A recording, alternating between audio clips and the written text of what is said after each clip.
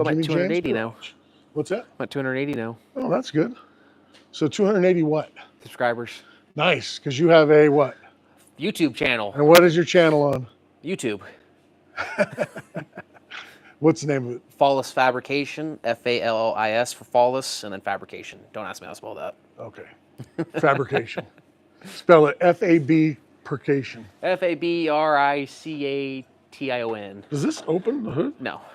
They have the cable. Well, it's supposed to have a spear. Oh, it doesn't have a spear there. Huh? We're looking at his hood ornament. See, it's broken.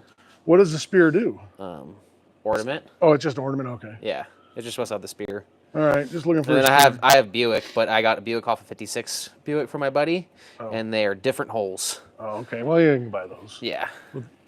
Yeah, you know the Pontiac, it has the lighted one, and it has a lighted Indian on the other one. Mine might be lighted. It might have a light on. Well, I could if I do it myself. And then this one here, this one has the big bird. See, on the 56, hey, that's something we can talk about. The 56 bird, look at that. That's a 56 bird. So if we turned it over, it'd be flipping the bird. But that's the bird, or the jet, or whatever you want to call it. And the 55, you would think it's the same, right? But no, it's different. It's got a little tail. And it has a little nose on it. Does it have a little nose on that one? Yeah, it has. Yeah, it has a little bird face. It's basically the same thing. Except yours is wider on the 56. It's bigger, yeah. Shorter tail. Yep, this one's small. And that one's more raised in the front. Well, it has this little tail too. And it's more raised though. Yep, and it is raised up more. Oh yeah, it's lifted. It's all the way underneath, huh? Yeah. Where that one's completely. This one's more like the B-22, whatever that is. Yeah, this is kind of a jet, eagle jet. A jet eagle. That's what that one's like. Yeah, totally different. Cool though. Oh, that's what we got going. Now that we got back on live, we lost everybody because finally it's working for me. Yeah.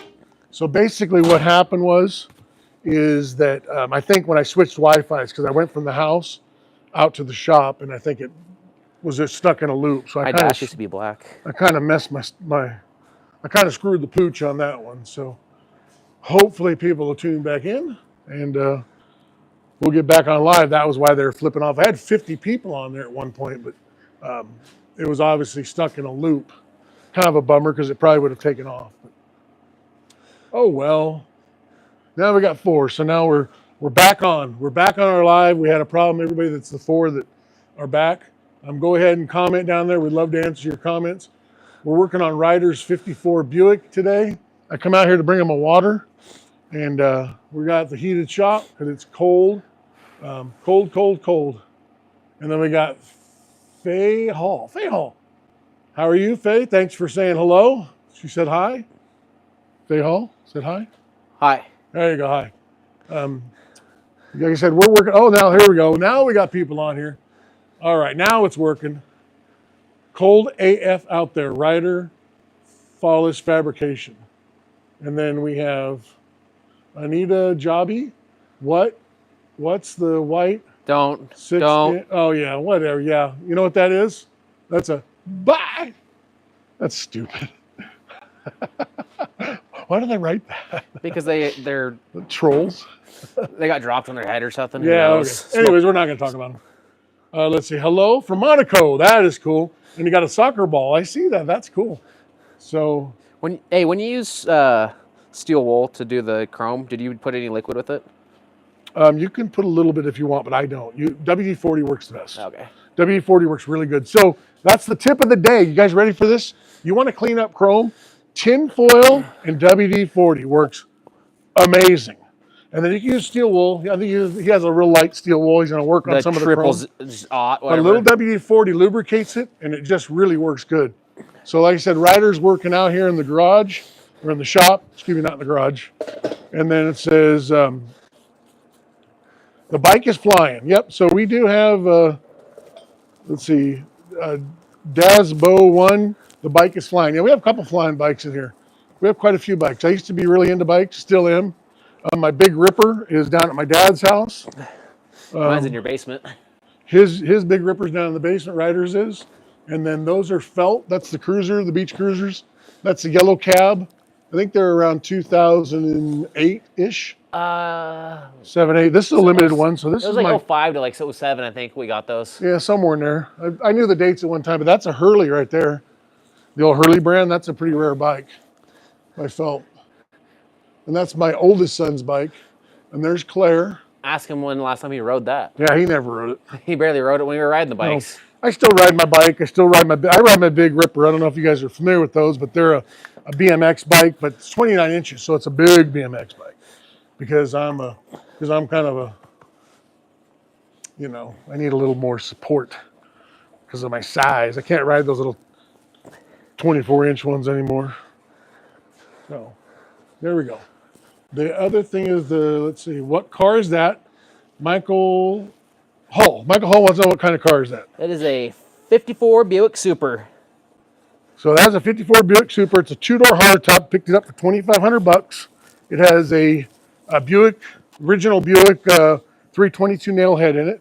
It is a two-door hardtop car, and it is the Super, which is the big one. He was inside here a little while ago.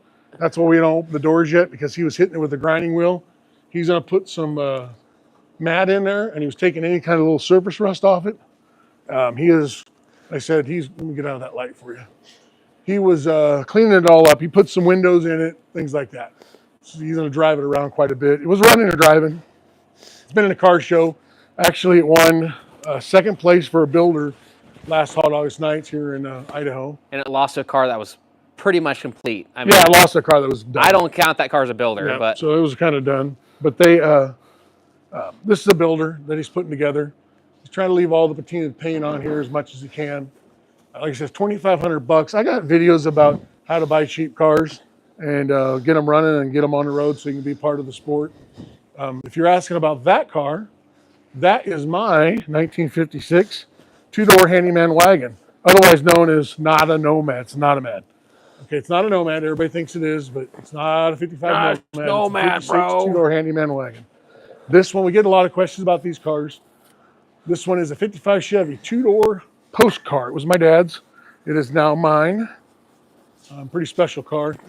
And actually, it's parked over in the corner. It usually has a cover on it, but we were doing some videos with it the other day. So I left the cover off, and now it's all dusty, so I got to clean it up. But I wonder why it's dusty. yeah, it's dusty because you're grinding. And then, like I said, there's my wagon, which if anybody's wanting, that wagon is for sale because we are going to build another car on this channel. As you see, we don't have enough room, so it's got to go. I've kind of let it out of the bag what we're building. We're going to build a 56 Safari wagon, which is like a Nomad, basically. And I owned it before, and I'm able to buy it back. So we're pretty excited about it. I hate to see this car go because we really like this car. It is really a bummer. But, I just can't keep them all. So I can't get rid of my dad's, obviously. So that one's the odd man out at this point. It's kind of a bummer. It is a great, great car. We could sell the Buick and I'll just take the wagon. Yeah, we could do that. So you'd have to pony up some cash. Let's see here. We have Brandy. Hello, bro. How are you? Brandy, we are excellent. It was very cold outside here in north central Idaho. I think it was 11 degrees earlier today. I don't know what it is now. It's probably less. It's cold out there. So I was sticking to the ground with my leather jacket or my welding jacket, trying to get underneath the truck to bolt something down. Yeah. I was sticking to the ground. Yeah, if you can see in the background there on the wall, we have the surfboard. We're not going to be using that today. Not going to happen. Yeah, it's cold. So we're right here in the heated shop working on the cars. In fact, I wasn't working on the cars. I brought him a water out here, and I figured, well, I'd go live while we're doing it because I knew he was slaving away out here, working his butt off. Then it says, it's Michelle. Hi. Hey, how are you? Nice to see you. Thank you for stopping by. And then we have K4U OGOS or GS. IG. What's IG mean? What? What's IG? Instagram? Oh, why would they just put IG under? I guess. Okay. I don't know. Maybe it's I guess. Okay. Again, Debo's one. The bike is flying. Yep, it is flying. Yeah, it's just hanging up there in the wall. There it is above us. And then I have that same yellow bike. So that is a felt taxi. There's not many of them around. That is very cool you have one. Very cool. Yeah, mine doesn't get ridden as much anymore. In fact, the pedals Or on my bike. are on his bike. We robbed him off there, and I just haven't put the pedals back on there. But yeah, that bike is there. I have a big Ripper that's not with me right now. It's actually at my dad's house. Is there any way to get this polished up? Yep. Put a buffing wheel on it. Ah. Yeah, we can put a buffing wheel on it and polish it up pretty good. That's a Hurley made by Felt also right there. And then there's Claire. They're also made by Felt. These are all limited type cruisers. The Hurley is extremely limited. In fact, it's got a number underneath it of how limited they made those. But it's got all the Hurley checkered marks on it. The wheels are all checkered. It's pretty cool bike. Got the Hurley Got a little Hurley emblem. wheel caps. Yeah, a little for the air. Let's see what else we got. We got lots of questions. Let's see. Was he in the mob? Bingo Bongo wants to know if he was in the mob. Me or you? I don't know. The only mob I know about is the Tri-Five mob, which I'm And the one and one that my great grandpa was in. he wasn't in the mob. I thought he was in the mafia. Oh no, he was not. Huh. Nope, he was a gold smuggler. Yeah, I thought he was doing it for the mafia. No, well, he might have been working with them. Who knows? Who knows? And then diarrhea milkshakes. Pink Panther B wants diarrhea milkshakes. Sounds awful. Yeah, it doesn't sound cool to me. I'm not down with that. How much is the wagon? $24,900 is what I'm asking for it. I turned down $30,000 last year at Pismo Beach Car Show, and the guy had cash and everything. Kind of missed the boat on it. Yeah, but you weren't trying to sell it though. It wasn't for sale. You're only selling it because of the reason. Yeah, and I'm selling it now because of the other build. So I priced it pretty low. It should sell pretty quickly soon as things start picking up again. I'm kind of surprised it's not gone for that price because you just can't find them like that. Original paint, original patina. It's got a freaking solid small block in it with dual quads on it, on bags, dual piston calipers, disc brakes, drilled and slotted rotors up front, tubular A-arms. I mean, it's got a keel duff shifter in it. It's got a turbo 400. It's kind of got everything. Steering wheel. Yeah, it's got a cool steering wheel. And then we have Pro DJ Mike. Hi, bro. Hey, how are you? Glad you could join us. Appreciate the question and coming on and saying, hey, Pink Panther B. I would like to DoorDash you all a holiday edition Valentine's Day frozen diarrhea milkshake from Dairy Queen. Well, that would be great. In fact, if you could find a Dairy Queen here in North Central Idaho, we'll take 2. So that's the deal. Otherwise, the deal is you have to drink them. Think that's a fair deal, right? I think so. Yeah. So if you want one, let's go ahead and you find one here in North Central Idaho, a Dairy Queen. Within 25 miles. Do they make it in Blizzard? That's all I wanted to know. And let's see here. Do you have an e-bike? I think e-bike. I do not have an e-bike. I like women. No, I don't have an e-bike, so I probably need one. Then a little pedal bike that I push around. I need an e-bike. I will subscribe if you tell me your favorite car. Okay, so my favorite car would probably be a 56 Nomad, but I'm really, really close on the 56 Safaris, the Pontiac Safaris. I mean, it's shaving hairs to me. I think the Pontiac's pretty cool because it's different. I'm bringing back the Pontiac I had at one point, had to sell it, and now I'm bringing it back. So I would say 56 Pontiac Safari / 56 Nomad. I really like that window design on the wagons. And I like the 41 Willys too. I like that one. And I do love the 55 Chevys. My favorite car is a 37 Fiat Topolino. So his favorite is 37 Fiat Topolino. Only one though. Only one of those Fiats. Yeah. Other than that, it's Model A probably. So he likes the Model A's. I like the Gasser 55s. I like those a lot. God, it's hard to put my finger on a favorite. I really like some of the Corvettes. I'm kind of a Corvette guy. Had quite a few of them. That 63 split window is kind of hard to beat. Oh yeah, those are cool. Those are cool. So yeah, so I hope that answered it for the like and subscribe.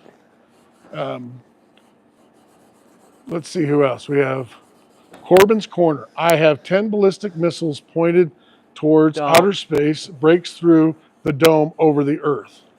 Stop reading those ones. I can't read those? No, it's because you're idiots. It's still funny though.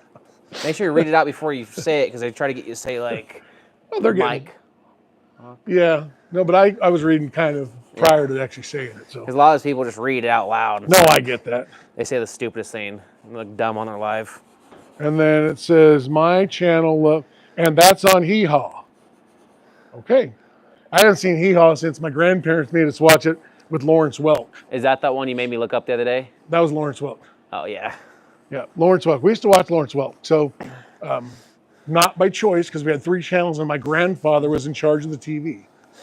And we watched golf, Hee Haw, and Lawrence Welk. Damn it, Papu. Yep. So, Papu is my grandfather. He was Greek. And, of course, I'm Greek too, obviously. But, yeah, he liked Hee Haw, and he liked Lawrence Welk. Thank you, thank you, thank you. And then we were stuck watching it. As you guys know, if you're my age or older, you know exactly what I'm talking about. So, my parents didn't watch Lawrence Welk, but anytime I went to my grandparents, it was Lawrence Welk time.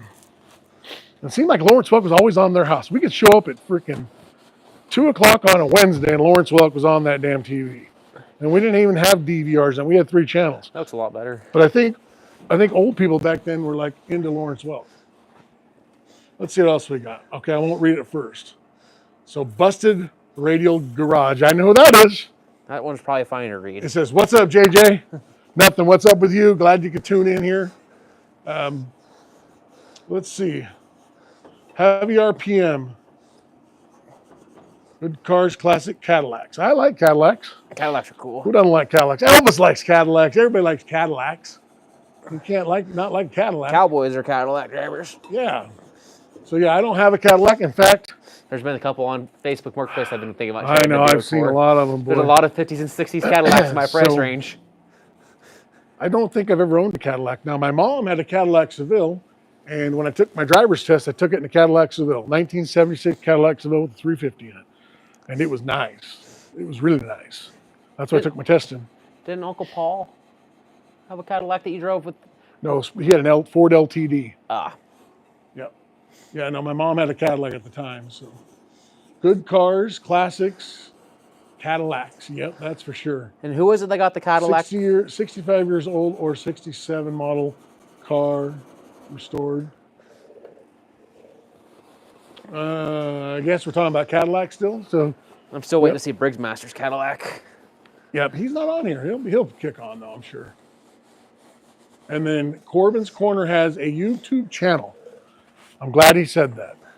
Good that he has one. So always put it out, keep promoting it, keep driving forward. I have no problems you coming on mine and saying you have one. I think it's cool that you have one. We'll definitely take a look at it when we're all done with our live. So that's very cool. For all of us, in this small YouTube channel world, all ships rise when the sea rises type thing. So. Not ones that sank. No. Good monster motors. Yeah, they have those 500 Cadillacs in them that run pretty good. Lots of cubic inches. There's no doubt about that. Let's see here. My friend, she has one of the new Cadillacs with that. So Woody Wood, is that a Buick? It is 54. It's a Buick. It's a 54 Buick. So he paid $2,500 for it. It is let me spin that around. It is a 2-door Buick Super. 2-door hardtop car. Excuse me. He was actually, it might be, the dust might have settled in here. Yeah, it's settled a little bit. So he is actually, we took all the interior out of it. He's going to put kill mat back in here. And then he was in here with the grinding wheel, taking all of the surface rust off. Still kind of smoky in here. But yeah, no, it's a cool car. It runs and drives good, but he's going to get it all cleaned up. He had to replace the windows in it. This thing had a few, that thing doesn't fold down, does it? No. I tried to adjust it, and then I couldn't get the window up yesterday. Okay, well, we'll get it adjusted. So on these hardtop cars, they have this flapper here that when you close the door, This one kind of starts to come down. It's not quite right. You could push it down once the door's shut. Yeah, with the door shut, we're pushing it. But so it looks like it has to go in, Ryder. Both, yeah, I can't. I messed with it for like right. 20 minutes yesterday. I got it kind of like way better, but then I went to roll up the window and I couldn't roll up the window because it didn't bind it on the window. So it's pulled out a little here. I'll show you a trick on that. It's on both sides. We got to do it. That in, yeah. We'll get that in. So the trick is you're going to wrench on it a little bit. I did. I wrenched. Well, I grabbed it, wrenched on it, and tightened it down. Well, I went to go do it. It was like, oh, all the dust. So I tried to roll up the window. I couldn't roll up the window. Okay. So, yes, 54 Buick. He paid $2,500, like I said. He's going to do some front end work here on it. He wants to keep the patina, so we're going to paint the front end only, and then we're going to kind of color sand it down and see if we can match all this, because this thing has great patina on it. The back half of the cars, we did a video. We took out this big giant dent here. It's gone. Cool car. You can see he's got all the parts here for it. Like I say, he started taking it apart a few days ago. And then he just took over the garage with all his junk. Had pretty good interior, no rips or tears in it. There's the seats. The floors are good. He has a little spot in there he's gonna have to repair on the one side. It's about the size of maybe a little bigger than a dollar bill, but not much bigger. Let's put some sheet metal in there. What's that? Let's put some sheet metal in there. Oh, let's see that. So he makes these roses too. They're good. Great yard art. Go in a flower pot outside or inside, wherever they're cool. So yeah, follows fabrication is what he does. And let's see here. See, they close if you push it down. Busted Road Garage. Seen this car on your video the other day. Cool. Thank you for watching that. Appreciate that. Yeah, this car is temporarily in my shop and it's taking up all my space. He's going to get this thing going, and then he's going to be able to, drive it around. That's the plan, because he takes his big diesel. He's a mobile butcher, and he goes out on site and harvests animals, pigs and mainly cows, mainly beef. And then sometimes leaves it hooked up, but he wants this car as a runner just to jump in and go. And it was running good. And it just wasn't stopping very good. He had to fix the brakes on it. And he had to do master cylinder and just some things. He put the windows in it. That's why he took all the interior out. And then while he was apart, we kind of noticed it had some surface rust on it. Not into the metal, not, holes, just from being old. So he went ahead and cleaned it all up. And going to put some Pour 15 all over it again. He's going to put some kill mat, and the interior is going back in. So hopefully the next day or so that's going in. And he already has the tools here that he has right there. The brake line showed up at Hunter's house today too. So he's got the brake lines. Got to go to his brother's house, pick them up. Which I'm going to town tomorrow, so that's why I didn't go down there anyways. Let's see here. So Woody Wood, nice patina. Yeah, it has good patina. We are kind of into patinaed cars. This one has original paint, and it has perfect patina. That's the killer thing about this car is it's the original paint, and the patina is off the chart on this thing. Car is for sale. We're going to build another wagon, and we're kind of full in cars. That doesn't have any patina. That car is beautiful. But this one has lots of patina on it. In fact, it's got a cool little spot on the roof. We can never figure out why that was there, but definitely different. I wonder if they use it for like pizza delivery at one point. I think they threw a box, and the box had a hole in the top of it, is my guess. But wouldn't the box make it rust really bad? You'd think, but I don't know. Unless it's like a plastic box, I guess. Yep, who knows? So let's see here. Maybe a piece of wood with a little hole. Let's go Woody Wood, thank you for that comment. Okay, and then we got Corbin's Corner. I'm going to fly to the moon by riding a jet engine. I don't suggest that. It might get kind of hot. Might hurt. Get cold first. Might hurt when you fall. Yeah. Back down. Let's see here. Busted Radio Garage. I'm assuming a nailhead. Yes, it has the original 322 nailhead in it. It's ugly looking right now. And it is grimy and gross and slimy. He's got a bunch of lights and stuff on his hood right now. Otherwise, we'd pop the hood. But it does run really well. It is a great running. I can pull everything off the hood if you want to pop it. Yeah, go ahead. Pop it up. So we're going to pop the hood and show this slime ball underneath here. So it's definitely not like my 55 or 56 where you could eat off it. But I mean, you can eat off this. You just you can eat off it, but you have to go get a tetanus shot. Okay, so we're just popping the hood. Let me read some more of this stuff. Not a lowrider. It's pretty low. And my name is Ryder. Stopped Classic. Well, that's a lowrider. I mean, if you consider laying on the frame on the ground low, I would say that's a lowrider. I mean, I don't know. Doesn't have hydraulics though. You can't go lower. Bags. Can't go no lower in it. You don't have the Daytons. Yeah, I could go lower if I notch the frame, or I mean, notch the body and put the frame up into the body of the car. So I could go lower, but frame's on the ground. So, I mean, it's pretty low. And then, but it comes up basically stock height and hit the bag. So it's pretty cool. And it rides freaking really good. Let's go with, it would be, I'm thinking Carrie, or, you know, my aunt is named Kari, and that's how she spells her name, Kari. Tacoma. Awesome. Oh, look, that's a cool battery. Okay, so there we go. Here it is. So here's the old dirty nailhead. And he had to put a radiator in it last year. I started polishing up a little bit. Yeah, I'll show you how to polish that. But he just put it in the battery. That's nice. Which is really cool. Probably need to paint that. No, I clear coated it. Oh, you did? Yeah. Oh, okay. I kind of wanted to leave it the metal. Yeah, so there it is. And if it rusts, I'll just pull it out and paint it. Well, you know, you got to pull that matting out of there too. Yeah. I think I'd scrape that out of there. Yeah. Get that cleaned up, because that will hold moisture.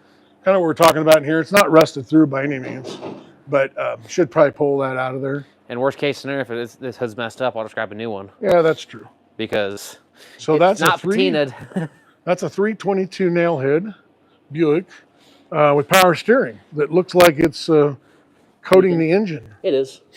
So it must have a little bit of a leak. Have to clean that up because that's out near the exhaust. So, but yeah, he's got an electric fan on it. Put the stock battery back in it. No, it actually runs pretty good. I've seen it run a lot. It runs really well. In fact, I think I have a short on there with it running. A short video. So there's the nailhead. Let's get back to some of these questions here.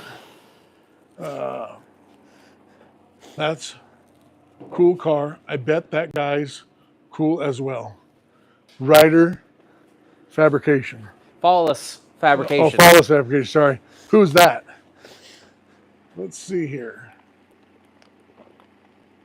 Javier wrote in Spanish, and no habla español. I can't read it. So Is this just the oiler? yeah. Just put a couple drops.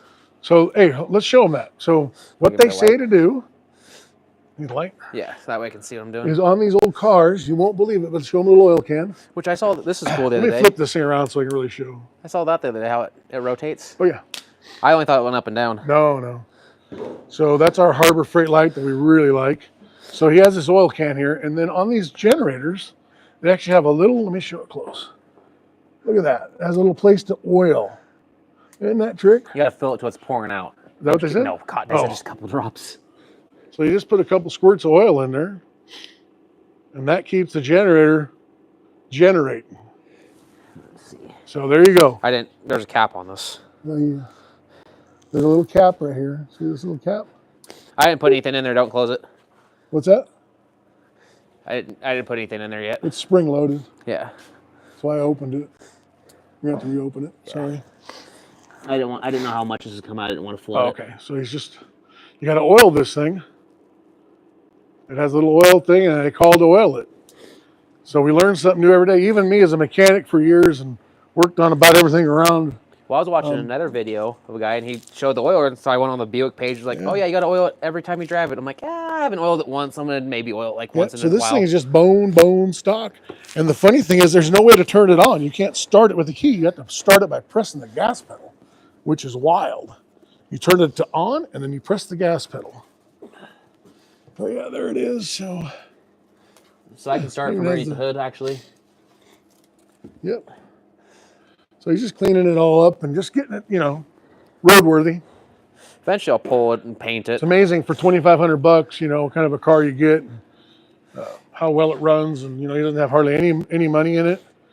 He's going to have to replace this fender, but he'll get another fender, and then I've located one. If they just will call me back and tell me what they have, they're like, "Oh, we gotta check our stock." Let's see here. So that 56 looks like it has good patina too. Yeah, it has perfect patina. That's original paint. This car is originally painted this color It has perfect patina on it, super straight. Yeah, no, this thing, that's the... You want to see something cool? You're not going to see much of a patina better than that. Oh, that's wild. I'll do it again. Might have to give it a few pumps, huh? Yeah, that's the only problem about it. You gotta. That's cool. You just hit the pedal and it starts. So yeah, no, back to this thing. Yeah, amazing patina on that car. Want me to start it? And it's won a ton of awards because of it. So. You want me to start it? Yeah, let's start it. Oh, this seems heavy as junk. All right, we're gonna start his Buick. And the gas is out since we're in the closed shop.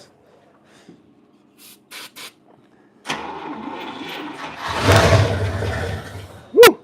Thing sounds healthy. Woo! That's fire.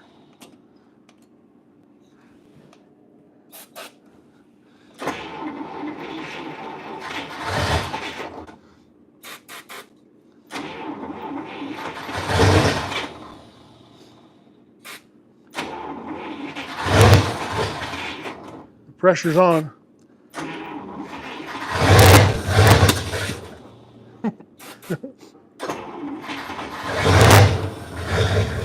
There you go. Woo! There we go. I don't know if you can hear it on our microphones, but this thing's freaking healthy.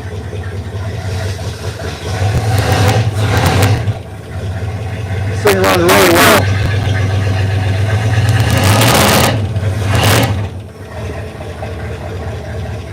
All right, that's pretty cool. There we go. Now it's running. The old nail head. There you go. Woo. I could see it on our microphones. It was really, really making some noise. Yeah. Like, why does it make noise? Because it's American muscle. No, but what did you do to it? Oh, I put Black Widow makers on there, 3-inchers. So I had to kind of like adjust it to make it actually fit to the pipe because it's like a little 2-inch pipe or smaller. But it sounds healthy. It's loud too. It's only one pipe too. It's crazy. The exhaust on that side hooks right underneath behind the underneath the engine and hooks over. Okay. Well, down the road you can put true dual exhaust on it. Yeah. Make it really run good. So let's see what we got for comments. Let's see here.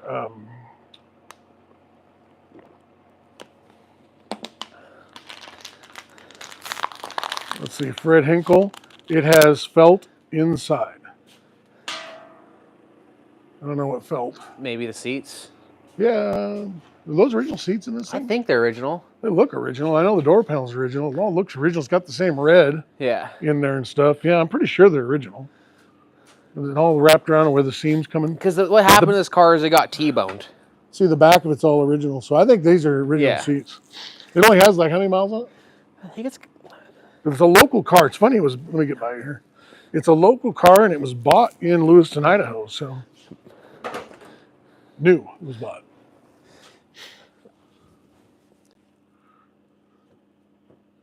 $55,000 miles. 55,000 miles. It runs like it has 55,000 miles actually. It might be less because that might be just the, it might, no, it had to be, it's 5 digits, so it has to be 55. Yeah, it's 55,000. Yeah, these don't go down. Because I had it at 54 because it has not rolled over right now because this, unless they drove a lot when they first got it. Nah. Which they didn't drive cars like that. No, this car's not worn out, never been apart, so. Because it got actually T-boned it and someone ran a red light and hit the front end. That's why the front end's different. The guy rebuilt it in the 80s, kind of put it back together, and then parked it. Go ahead. The guy I bought it from him, and he told me all that information on it. And then I found the actual purchase date, like card from the dealership in there, and it was Eureka Damrose, June 7th, 1954, she bought it. Okay. So Woody Wood, that's a cool name, Woody Wood. I put a nail head in a 29 Model A Roadster. Those are strong little engines. Yeah. Who has a Model A? Yeah, he has a Model A also. He's like Fred Sanford of the car world. He's got all these cars. Well, I got 2 cars. I could have more. Hey, there's that Chevy truck on there that I want to buy, but I don't have a place to put it. But you're homeless right now. I don't want to give the lecture about how I don't need a truck. You don't need a truck. You need a home and your own shop. So is it Chinese? That's Martin Larson. The engine? It's or from China.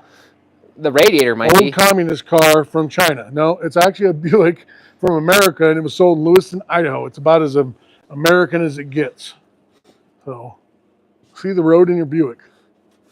Not from China. Not this one, anyways. The only problem about the car Yeah. is I looked it up, and back then they were a different kind of Democrat, but the lady was a devout Democrat, as it said on her obituary. Because I looked up the lady that bought it. Yeah. She basically, her husband founded one of the cities, was one of the original Yeah. The original lady bought it and stuff. was one of the original settlers. Yeah. When her husband died, she bought it. Oh, okay, cool. He died, and she went down, moved to Lewiston, and bought a Buick. Cool. It says Michael Vonovich. I think that's how you pronounce it. It says, I know what's wrong with it. Ain't got no gas in it. Sounds like it's drinking fine. Yeah, no, it just hasn't been started for It's been cold, hasn't gosh knows who long, and it's not very cold in the shop, but it's 11 degrees outside. In fact, it might be down to 0 now. Yeah, it hasn't It's really been 11 started degrees. since August. Yeah, it hasn't been started Once I since start August. it, I don't need a starter fluid. It starts up no Yeah. problem. So yes, but yeah, it's been sitting. He's got that Because that started. stable stuff in it, and so I started in the cold weather. I just had to let it sit and idle for a minute Yeah. before I could do anything. we just pushed it in here. It hasn't been started in forever. Let's see here. You say I cleaned up the. It's Chinese muscle. You say I cleaned up the fan wires. You did what? I cleaned up the fan wires. Oh, you did, huh? Because they were all over the freaking Yeah, they were place, hanging. Yep, you got to clean up them red wires. Those What's ones will that? disappear. That's just the switch. Oh, it is for the Because fan? I don't have the. Oh, the temperature switch for it? Yeah, so that's just a manual switch. Those will go away. All right. That's so- why I didn't mess with them. All right. And then it says, I didn't want to use too much of your tape. I'm just kidding. I use about like that much. oh, what tape are you talking about? Your Tesla Tesla tape. tape at $20 a roll. Yeah, I didn't use that much. I just used a little bit for the So ends. it says cats or not cats. There's Cats or not cats? no catalytic converters on this. No cats. This is built when we had common sense. I thought you were talking about cats like cats and dogs. No, I'm assuming cats. No, there's no catalytic converters. They didn't bring catalytic converters, I believe, until 1975. I think it was the first year of catalytic converters. I know electronic ignition was 74 in General Motors, and I think 75 was the first year of catalytic converters. If you know, write down here on the comments. Tell us what year the first year of catalytic converters are. But I believe it was 75 in California. I had a smog license, and I smogged cars every day, all day long for a long time. And at one point, I used to know that like the back of my hand, but it's been so long. So I know the 75 Corvette has a catalytic converter. I don't know if they were on there prior to that. I don't think so. They had a little unleaded fuel thing with them, and that's how we used to check all those. It kind of brings back some memories anyways. Big boat. That's Benjamin Delgado. It is a big boat. Okay, this thing, so I have a wagon, as you see right here. And it's it's a pretty good sized wagon. It's a 56 Chevy wagon with original paint and patina and all that. And then it didn't look that big, This compared to my 55 Chevy, they look about the same. When they're side by side, it's pulled out in front of it, but long old wagon. This frickin' tuna boat, It's bigger. holy snap, it's a big girl. It's a biggin'. That's why it's named Chubbs. Yeah, we call it Chubbs. And Sir Mix-a-Lot wrote a song about it. It says, baby got back, baby got trunk, baby got hood, baby got big ass bumpers on it. This thing is humongous. I mean, it is a big, big car. I do need to get underneath there and try to figure out how to get the fuel gauge working again before I take it out. Oh, okay. Yeah, the other thing about this Buick Super is not only is it big, but it's been lowered. He adjusted the springs on it, and it's still as tall as all get out. I mean, it's way up in the air for as low as it sits. I mean, it's tucked down low, but it's just such a big car. It's amazing how big it is. Well, I have that video that Jody took of me driving, Yeah. and the car is bigger than all the modern day cars on the road. I know, it's huge. It's like a freaking truck. So you should grab a tape measure. We should measure it. We're going to measure, see how long this thing is, because it is giant. And it's wide. Okay, so let's see. Big boat, yep. Hey, you got 54 people watching the 54 Michael Buick. Vunovich, okay. Vonovich, I believe how you pronounce it. You guys are pretty original. I don't know if that's good or bad. So let's see. We're going original right here. So, and Benjamin Delgado, thank you for the subscription, by the way. I'm to the bumper tip. Okay. That's 18 feet. So I go out to the bumpers. There you go. Where is it now? Like 18.3. 18 feet 3 inches. What's the 56? So we're at 18.3 on that. We'll try the 56 now. Oh, it's way shorter.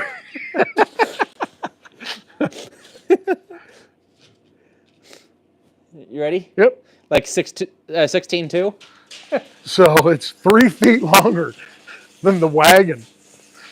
I'm telling you, it's a freaking tank. That's funny. That is a funny one there. Oh yeah, no, it is a big boy. It's a big one. All right, let's see what else we have for comments. I love all the comments. Comments are cool. Let's see. What's your favorite part about the car? What's your favorite part about the car? I like the horn. The horn's funny. The horn is funny. Hit the horn.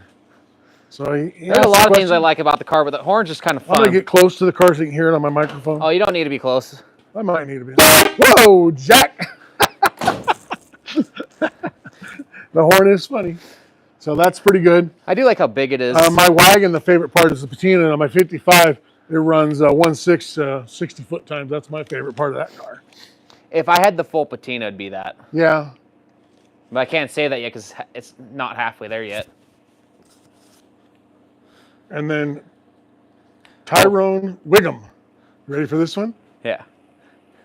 Did you eat the macaroni I cooked for you? You know, you may have cooked it, but you didn't deliver it. So that would be a big no. But if you had macaroni, we would eat it. So, yeah. No, we didn't eat the macaroni. I'm sure it's some kind of a joke. Or... I made macaroni and sausage today for lunch. Jimmy, did you get the sausages? My son's a butcher. We get sausages all the time. So yes. So both of my boys are butchers, and they make their own sausages. So it keeps on. Keith Hill saying your mic's way up. Yours keeps on. I don't know what your mic keeps on like. Oh, it does? Yeah. Let me change it down. Okay. Let's fix that. Is that better? I don't know. You haven't. So let's try it now. I have it turned up. It was pretty low, so let's try that. Is that better? Can you hear mine now? Yeah. Does it sound better? Yeah. All right, so I had the mics turned up too much. You know, this technology. Remember Napoleon Dynamite, technology. Wasn't there a song like that? I love you, technology. I'm saying. Stuff like that. So, you know, one thing cool about this Buick. I need to know if you want to eat canned beans together in your car. What kind of canned beans? Yeah. Are they Bush's? Bush's baked. Bush's baked? Show me that beautiful bean footage. Say, your audio is screeching my speakers big time. Yeah, I just turned the mic down.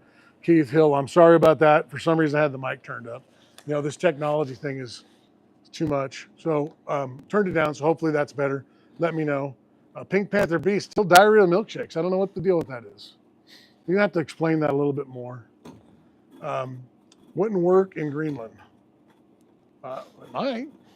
Well, if we take it over, or if we accept it as a country, Yeah, you could drive it over to Greenland, I guess. Let's go fast. And then Steve Bano, the first year I started stealing them off Hondas was in 2017. cattle converters. Oh. That's my guess. Yeah. Yeah, that's all right. What's that? Windshield washer reservoir. Oh, yeah, let's see that. That's wild. Look at that thing. And I was watching Glass jar. That is crazy. Tuned Up with Tony D'Angelo. Yeah. He had bought that 55 Buick. I think it was a Century. It might have been a Century Special, which would be the small car, so it's like a 55 Chevy. And he brought Vice Grip Garage on there because I guess Vice Grip's a pretty big Buick guy. Oh, really? And he goes, all right, if I pop the hood and that jar's there, he's going to give him like $50 or whatever. And they popped the hood and it wasn't there. Oh. So I sent Derek, Vice Grip Garage, thing on Instagram, like, hey, I got my jar. Where do you want to send the money to? Never responded. Oh, man. Kind of rude. So let's see. We got some more comments here. Martin Larson. They put an electric motor in it.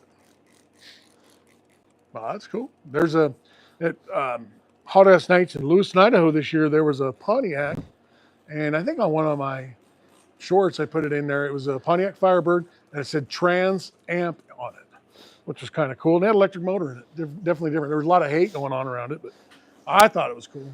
You know, any kind of hot rod to me is cool. Let's see. They put electric. Okay. Keith Hill, yeah, your mic is way up too high. So is it better now? Is it better now? It seems to be better on my end. I can hear. Yeah, that was the one I just reread. Let's see if I missed something here.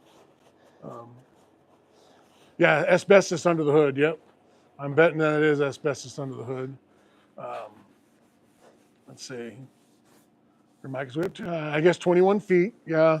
I would have guessed 20 foot, but it was just under 19. What did we say, 18 something? 18.3. 18.3, so just over 18 feet. Love old cars. That's Willie Brown. I love old cars done for Philadelphia. Probably from Philadelphia. Yeah. So I guess you're an Eagles fan because you're from Philadelphia. Would that be the case that you're an Eagles fan? Because right now, as much as I don't try to, I don't want to alienate my subscribers, but you know, God, I sure love when the Eagles beat the Chiefs. You might wonder why. We've been to quite a few. You know, we're part of that nation. In fact, this is kind of when it all started for me as a kid. You know, I was very proud to root for the Eagles this year. Boy, I screamed for the Eagles a lot. I never thought I'd do that in my life. I never thought I'd root for the Eagles since we beat them in the Super Bowl. That's okay. I do enjoy football stuff. It's kind of fun. So let's see what else we have. Oh, we have Dusty County Garage. Hi, hey, Dusty Country. Excuse me, Dusty Country Garage. Reading's hard. Disrespected by reading my third grade reading skills.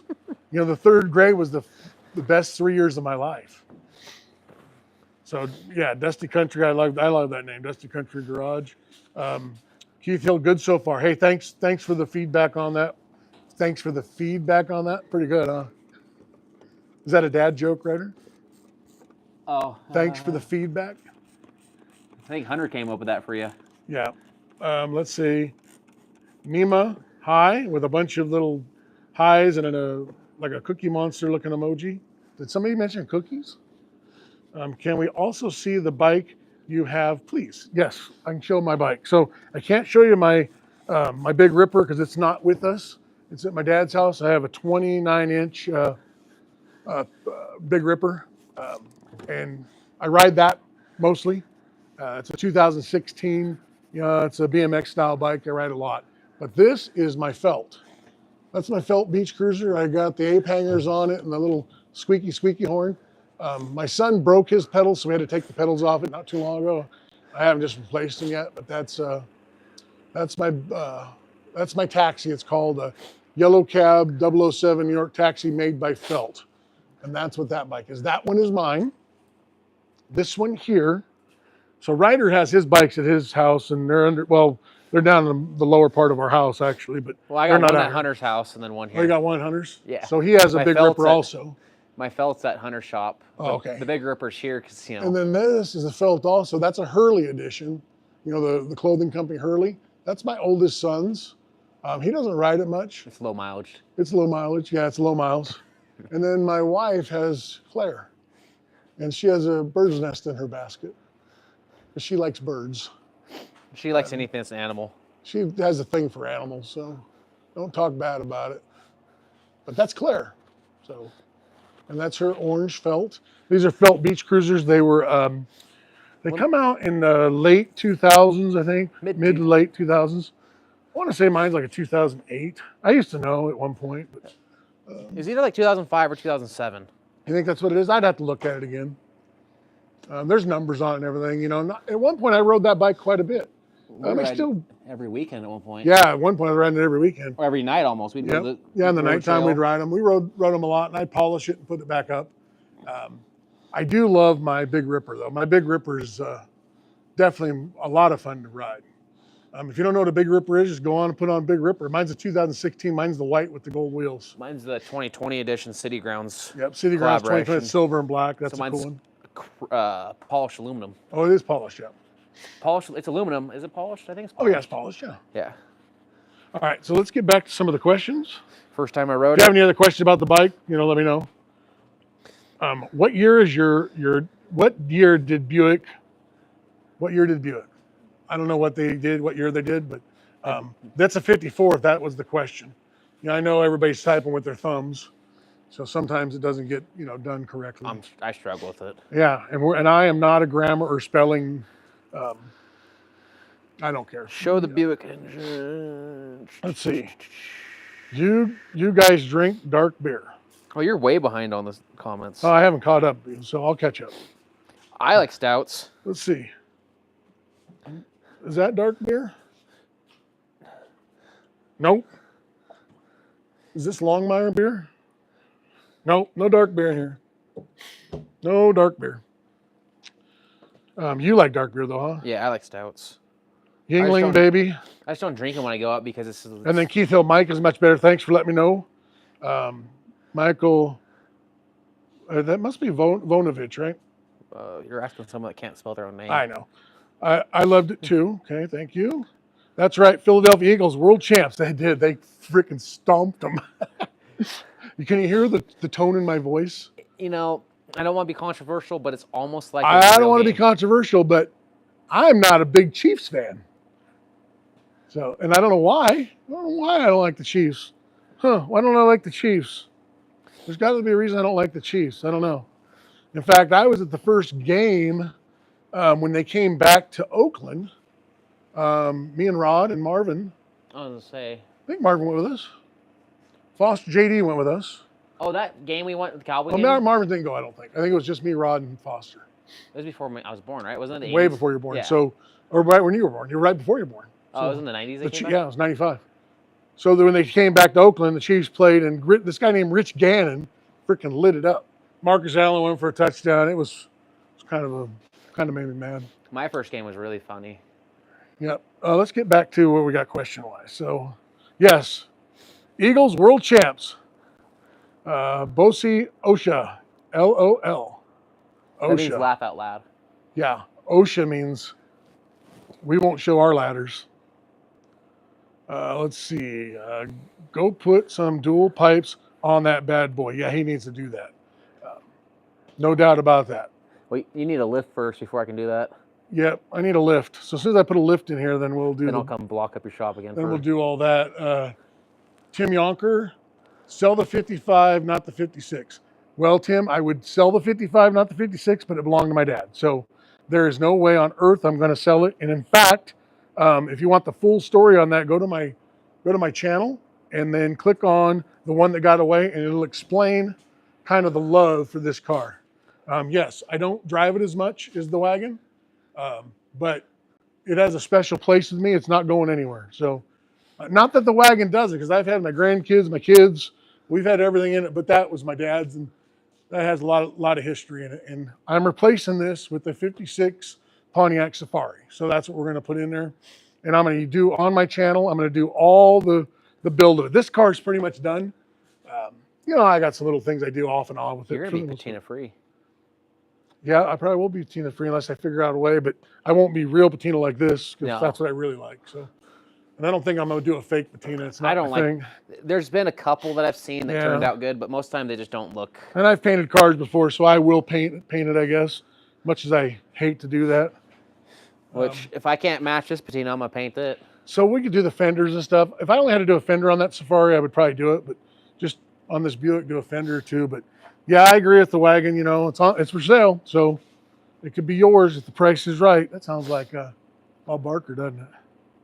Nice aluminum radiator. Chevelle 5150. Crazy about Chevelles. Yes, it is a nice aluminum radiator. He had holes. When he first got this car, it looked like a fountain coming out of it. I pinched it shut a few times. Tim Yonker, Handyman Wagon, way cooler. Plus, you can get more money for the 55. Again, I don't care if I get, maybe $1 million. Yeah, I'm saying. Maybe $1 million. We're still alive. We can go up. I'll let my dad know, hey, guess what? got $1 million. He might get mad at you if you don't sell it. If I traded it for a Willys, 41 Willys, he'd probably be okay with that. Yeah. Especially a gas with a blower on it or something. Yeah, no, I probably could. But again, it's more of a sentimental thing, and it's a part of the family stuff. So guess what? It just can't go anywhere. And you know, I've had this wagon for 10 years, so it's not like it's brand new to me. And you know, we've won. It's kind of boring now. It's not really boring, but you know, But I've there's definitely nothing left won. for you to do. Then won my share of awards for the whole line of them. Not just the ones we kept around. So no, it's a cool car. I love the car. Truly, if I could, if my channel takes off, here, that's the ticket. If the channel takes off and I can get a couple racks, then I can put these on the rack and then be able to build a Safari and not have to worry. There we go. Channel's got to blow up. So if we can get the channel blow up, what do you think? Get the channel blow up and then we can keep everything. And then we can add on to the back of the shop, like blow the shop out. You're not talking over there. Oh, me? Yeah. What was this? If I get the channel to blow up. Oh, I thought you were talking to them. No, I'm talking to whoever listened. Yeah, then I can bring my cars here. Let's see. Leonard Martins. Hello, Leonard. Terry Neighbors. Show the Buick engine, please. Absolutely. It's really pretty. Let me flip it around. 322 nailhead. We just fired it up on the earlier part of the live. We actually even lubed up in this little deal right here. This little deal right here. We even lubed that up while we were out here. He had a holy radiator. It was at church and it sprung a leak and it was really holy. Never been touched. This thing's got 50,000 miles on it and it's just grimy. It needs to be cleaned up. What we're doing is he's getting it running just so he can run it all the time. He's had it for a couple years. It's been running. He needed a brake job. So he needed a master cylinder, needed some brake lines. So he did that. Toward the interior part on it because he had to fix some glass on it. It had some broken glass. And it had the glass. And he had the glass, so we fixed the glass. It still has a couple little marks in it, but it's better than it was. The other, it was all busted open. So got that all fixed. And then brakes lines are here. We just got to put them on. They're at his brother's house, actually. That's where he had them shipped. Showed up a week earlier. And then this thing will be back on the road again. So that is the plan. Should I pull this? And let's see here. Hello. I'll take the Coors Light, please. Absolutely, Willie Brown. All you got to do is come here to the shop and we'll crack one open for you. You just got to be able to walk away out of here. You just can't fall down and puke all over the shop floor. That's the only rule we have. You drink as much as you want, but the rule is you got to be able to walk out. Otherwise, we'll mess with you. It's probably leaking underneath the... You know, this thing is so old. The video I saw, the guy had the same problem. It was leaking right underneath the canister. It could be. And he just made some gaskets for it real quick. I haven't looked into it, so I haven't torn it apart and looked at it for you. But yeah, because he pulled it off, and then there was a couple bolts or whatever. I don't remember exactly, but he built... I mean, the little bit of surface rust on that valve cover is kind of cool. That wasn't like that too long ago either. It wasn't? No, because when I first got it, I kind of cleaned it up, and then it rusted afterwards. Oh, you probably took a lot of paint off. Yep. Oh, you might have to pull it and redo it if you want to redo it. It still has kind of the Fireball stickers in there. You can see them. Okay, I'll take Coors Light. Yep. Okay, Raiders are doomed. Okay, Probably. King, Musta, Fussa. Raiders are not doomed.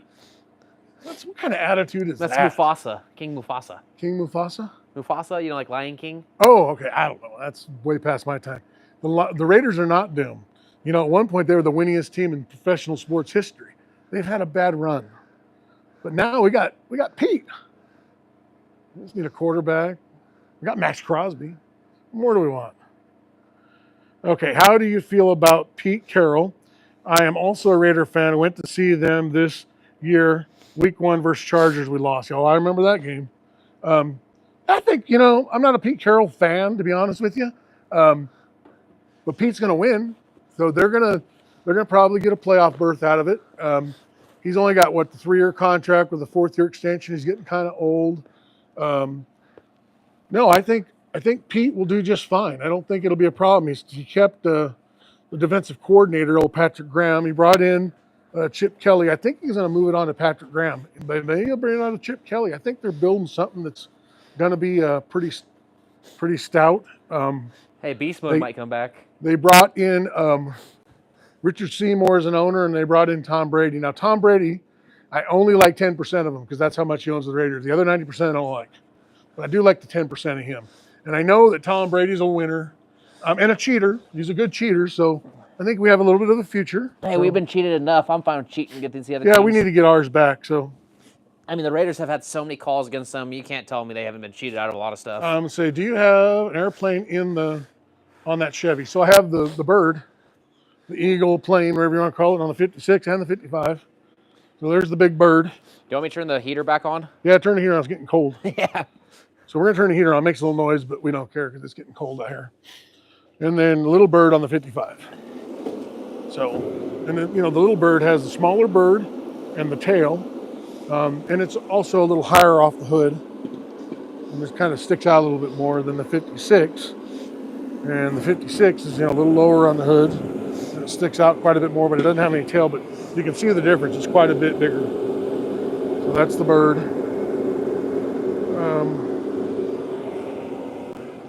Let's see. Hopefully your incoming Safari will have some killer stance as your handyman. Tim, it will. So I don't know exactly which way I'm going to go with it, but it's definitely going to have a stance to it. I'm not going to leave it all stock and do all that. I am sold on airbags. This is my first round of building an airbag car. In fact, I had coilovers on this thing for a long time, and I did not like the coilovers. Coilovers, in my opinion, they sucked. It was stiff riding. The car rode like Rode like a frickin' buckboard. It was not, they didn't lower it that much, but these airbags and the way this thing slammed on the ground, I like it. I like it a lot. Everything's popping again. It's popping again? Your mic's going. Really? Hold on, let me turn it down some more. I'm glad you said that. How about now? Is it popping still? Hold on, I'm still behind. Okay. Maybe lower your mic down. I'm gonna lower it down. It's up against my throat. All right, so is that better? So let me know how my mic's doing. It keeps popping on us, so. Oh, that's better. I can see it already. It's not going all the way up. Is mine? What's that? Is mine going up? Yeah, yours is fine. Yeah. See the little gauge on there? Yeah. We're messing with our mics right now, so how's it sound now? Uh, Are we caught up yet? Yeah, Sorry I'm caught about the back up. technical difficulties, but we're getting used to these new mics. yeah, it's not popping anymore. All right, sounds good. We also got a horn button. So let's see here. Yes, so let's get back to the stance of the car. Probably gonna do airbags. I don't know if I'm gonna do the 15s with the wide whites or if I'm gonna do a bigger wheel. I sure like those Detroit steel wheels, those 20s that are whites with a little derby cap on them. I don't have to really look into the Pontiac about how they do it, but this car actually at one point had torque thrust 2s on it with white letters and everything, kind of more hot roddy. It was a little lower in front. I like that look. It looked good, but this thing laying on the frame on the ground is pretty cool. And with the bags, it rides like a Cadillac or a big Buick. It does ride good. So hopefully, yeah. So let's see, Keith Hill. Cool car. Had a guy bring me a tractor once to do body work on to remove the 2 huge boob prints out of the 3 inches deep, okay? The guy's wife had the same car, used the tractor to stop. Oh, okay. That's Keith Hill. Yeah. So Keith must be a body man. Should I pull a spark plug right now Okay, for you take a look to at check it out? Don't think that car has more value to it with the original look. Yeah, no, I agree. Yeah, but I don't know which car we're talking about. I'm assuming we're talking about the Wagon. The Wagon's been in a lot of places and had lots of attention, and it's a neat car. It's for sale. $24,900 will buy it. So Mike's better again. Thanks, Keith. We were having all sorts of issues with these mics. I moved it down, and so I moved it down on my shirt. I had it up here. I think it was popping. So once we put it down on the shirt like that, it seems to be working. So that's what we're going to go with. Let's go back to what we got going here. So Nick Classic, it is in pretty good condition. How old is it? Depends what car we're talking about. So the Buick's a 54. That car is original paint patinaed on it. It does have a different fender on it. It got hit at one point, but we're going to fix that. This car here, 56 Handyman Wagon. Let me turn it around. So 56 Handyman Wagon, it has original patina. You know, I haven't shown this. So how about that one? Bang. And if you notice, there's a big green chunk of soap. Now, we don't have mice in here, but we don't want mice, so I put it in all the cars. That's going to be your tip of the day. It's funny because, you know, I worked for Pontiac, and it's funny, I painted that Pontiac blue on the valve covers and everything. That's that titanium silver blue they found on the GTOs. They only did it for like 3 years, that color. It's different than the Pontiac blue. It doesn't come out on this camera very well, but it's pretty brilliant, the blue on it. It stands out pretty well. There's my mini chrome alternator. But there's that with the little Optima battery and my kick downs for my airbags. But yeah, there it is, and I have the best overflow in the world. That's it. And of course, my fancy, what do they call those? Hose clamps. Look at that. Best close clamps ever. Spark plug cover. So 1753. That's the spark plugs. 1, 2, 7, 8, 4, 5, 6, 3. That's wild. Yeah. So that's different than a 1, 8, 4, 3, 6, 5, 7, 2 on a Chevy. So remember that, it's different. Yeah. Well, the nice thing is I got a cheat sheet. Oh, what was I supposed to do? There you go. Let's show that again. That's cool. So if you can see it here. 1, 2, 7, 8, 4, 5, 6, 3. You got a 3? Yeah, 4, 5, 6, 3. That's cool. So where'd you pull that off this side? I pull off the driver's side or passenger side. Isn't with the wires in there? Yeah, underneath it. Oh, that's cool. So that's where they went. Okay. Yeah. All right. Let me get some more questions here. Let's see.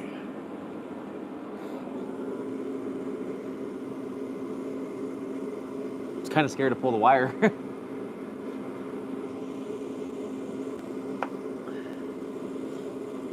So it says, Mike,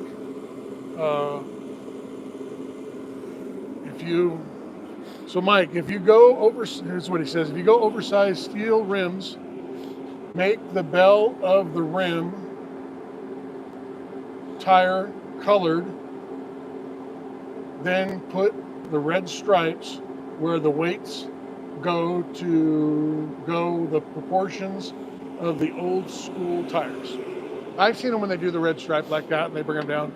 I would probably do the whites, especially on the car that I'm building.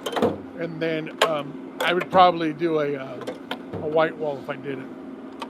And then I would probably put a beauty ring on it or have them chromed on the end. That'd be one thought, but I will definitely look into what you're saying. To me, that's all this information you guys give us is great. I love that. So I will definitely look into it. Thank you for the advice on that. Appreciate that.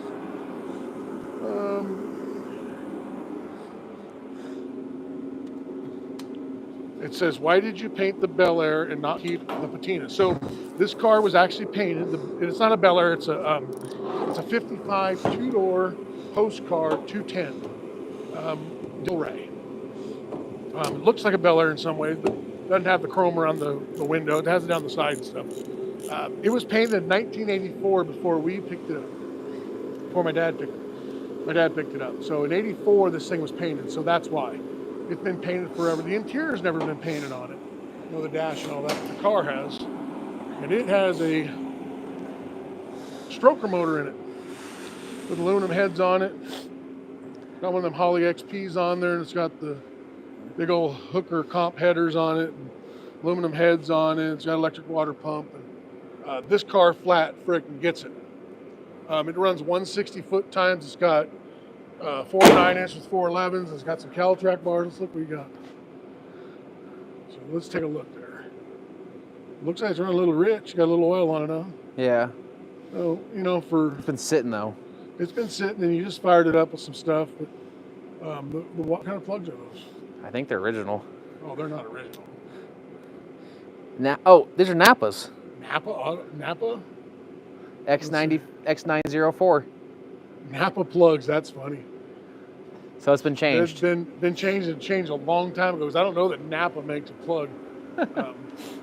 We'll take another good look at So them. probably when the guy did the rebuild on the front end. Later, I'm not filming here. I'll take a good look at them, see what we're doing. But it looks like it might be running a little rich. But you know, this car hasn't run either, so Yeah. you're gonna have to run it and get it looking right.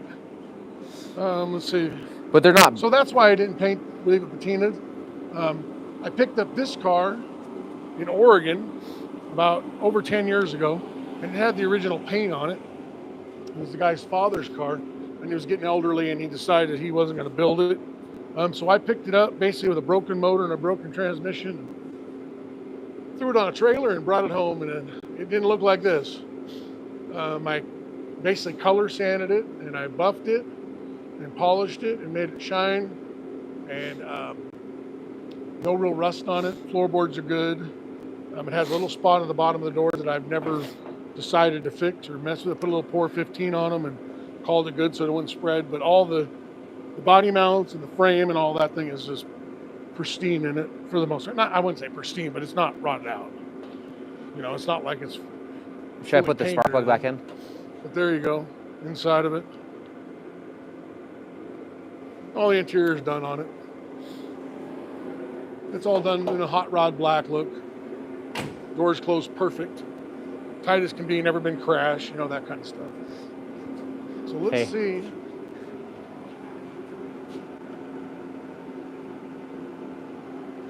Let's take a look. I'm taking pictures. I know that color well. Well, I can kind of see a little dot of your profile. It's so small on here. And I'm going to go back and look at all this, so I'm sure you have a car about the same color. Tim Yonker, don't run oversized cartoon wheels on your Safari. Won't look right, in my opinion. Just slam it with 15-inch wheels. You know, that is definitely that's a possibility. The other way I thought is running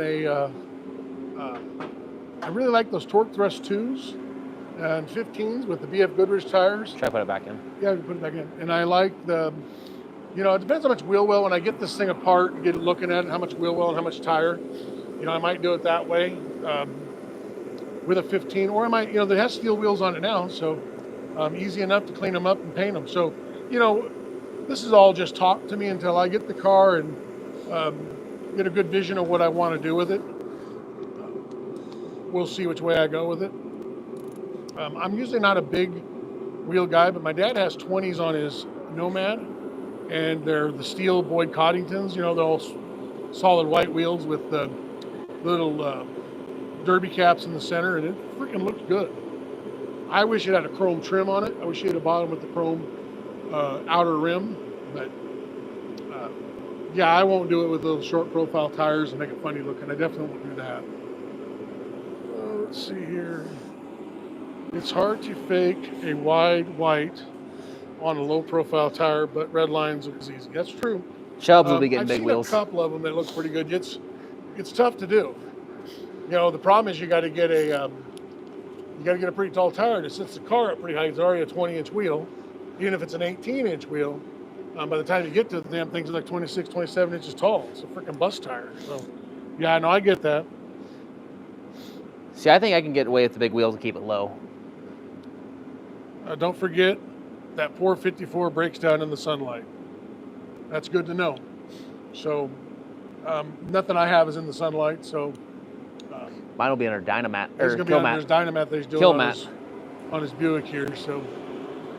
Yeah, and I just touched mine up after I put the 454, put a little black paint over it, and then I put wax on it.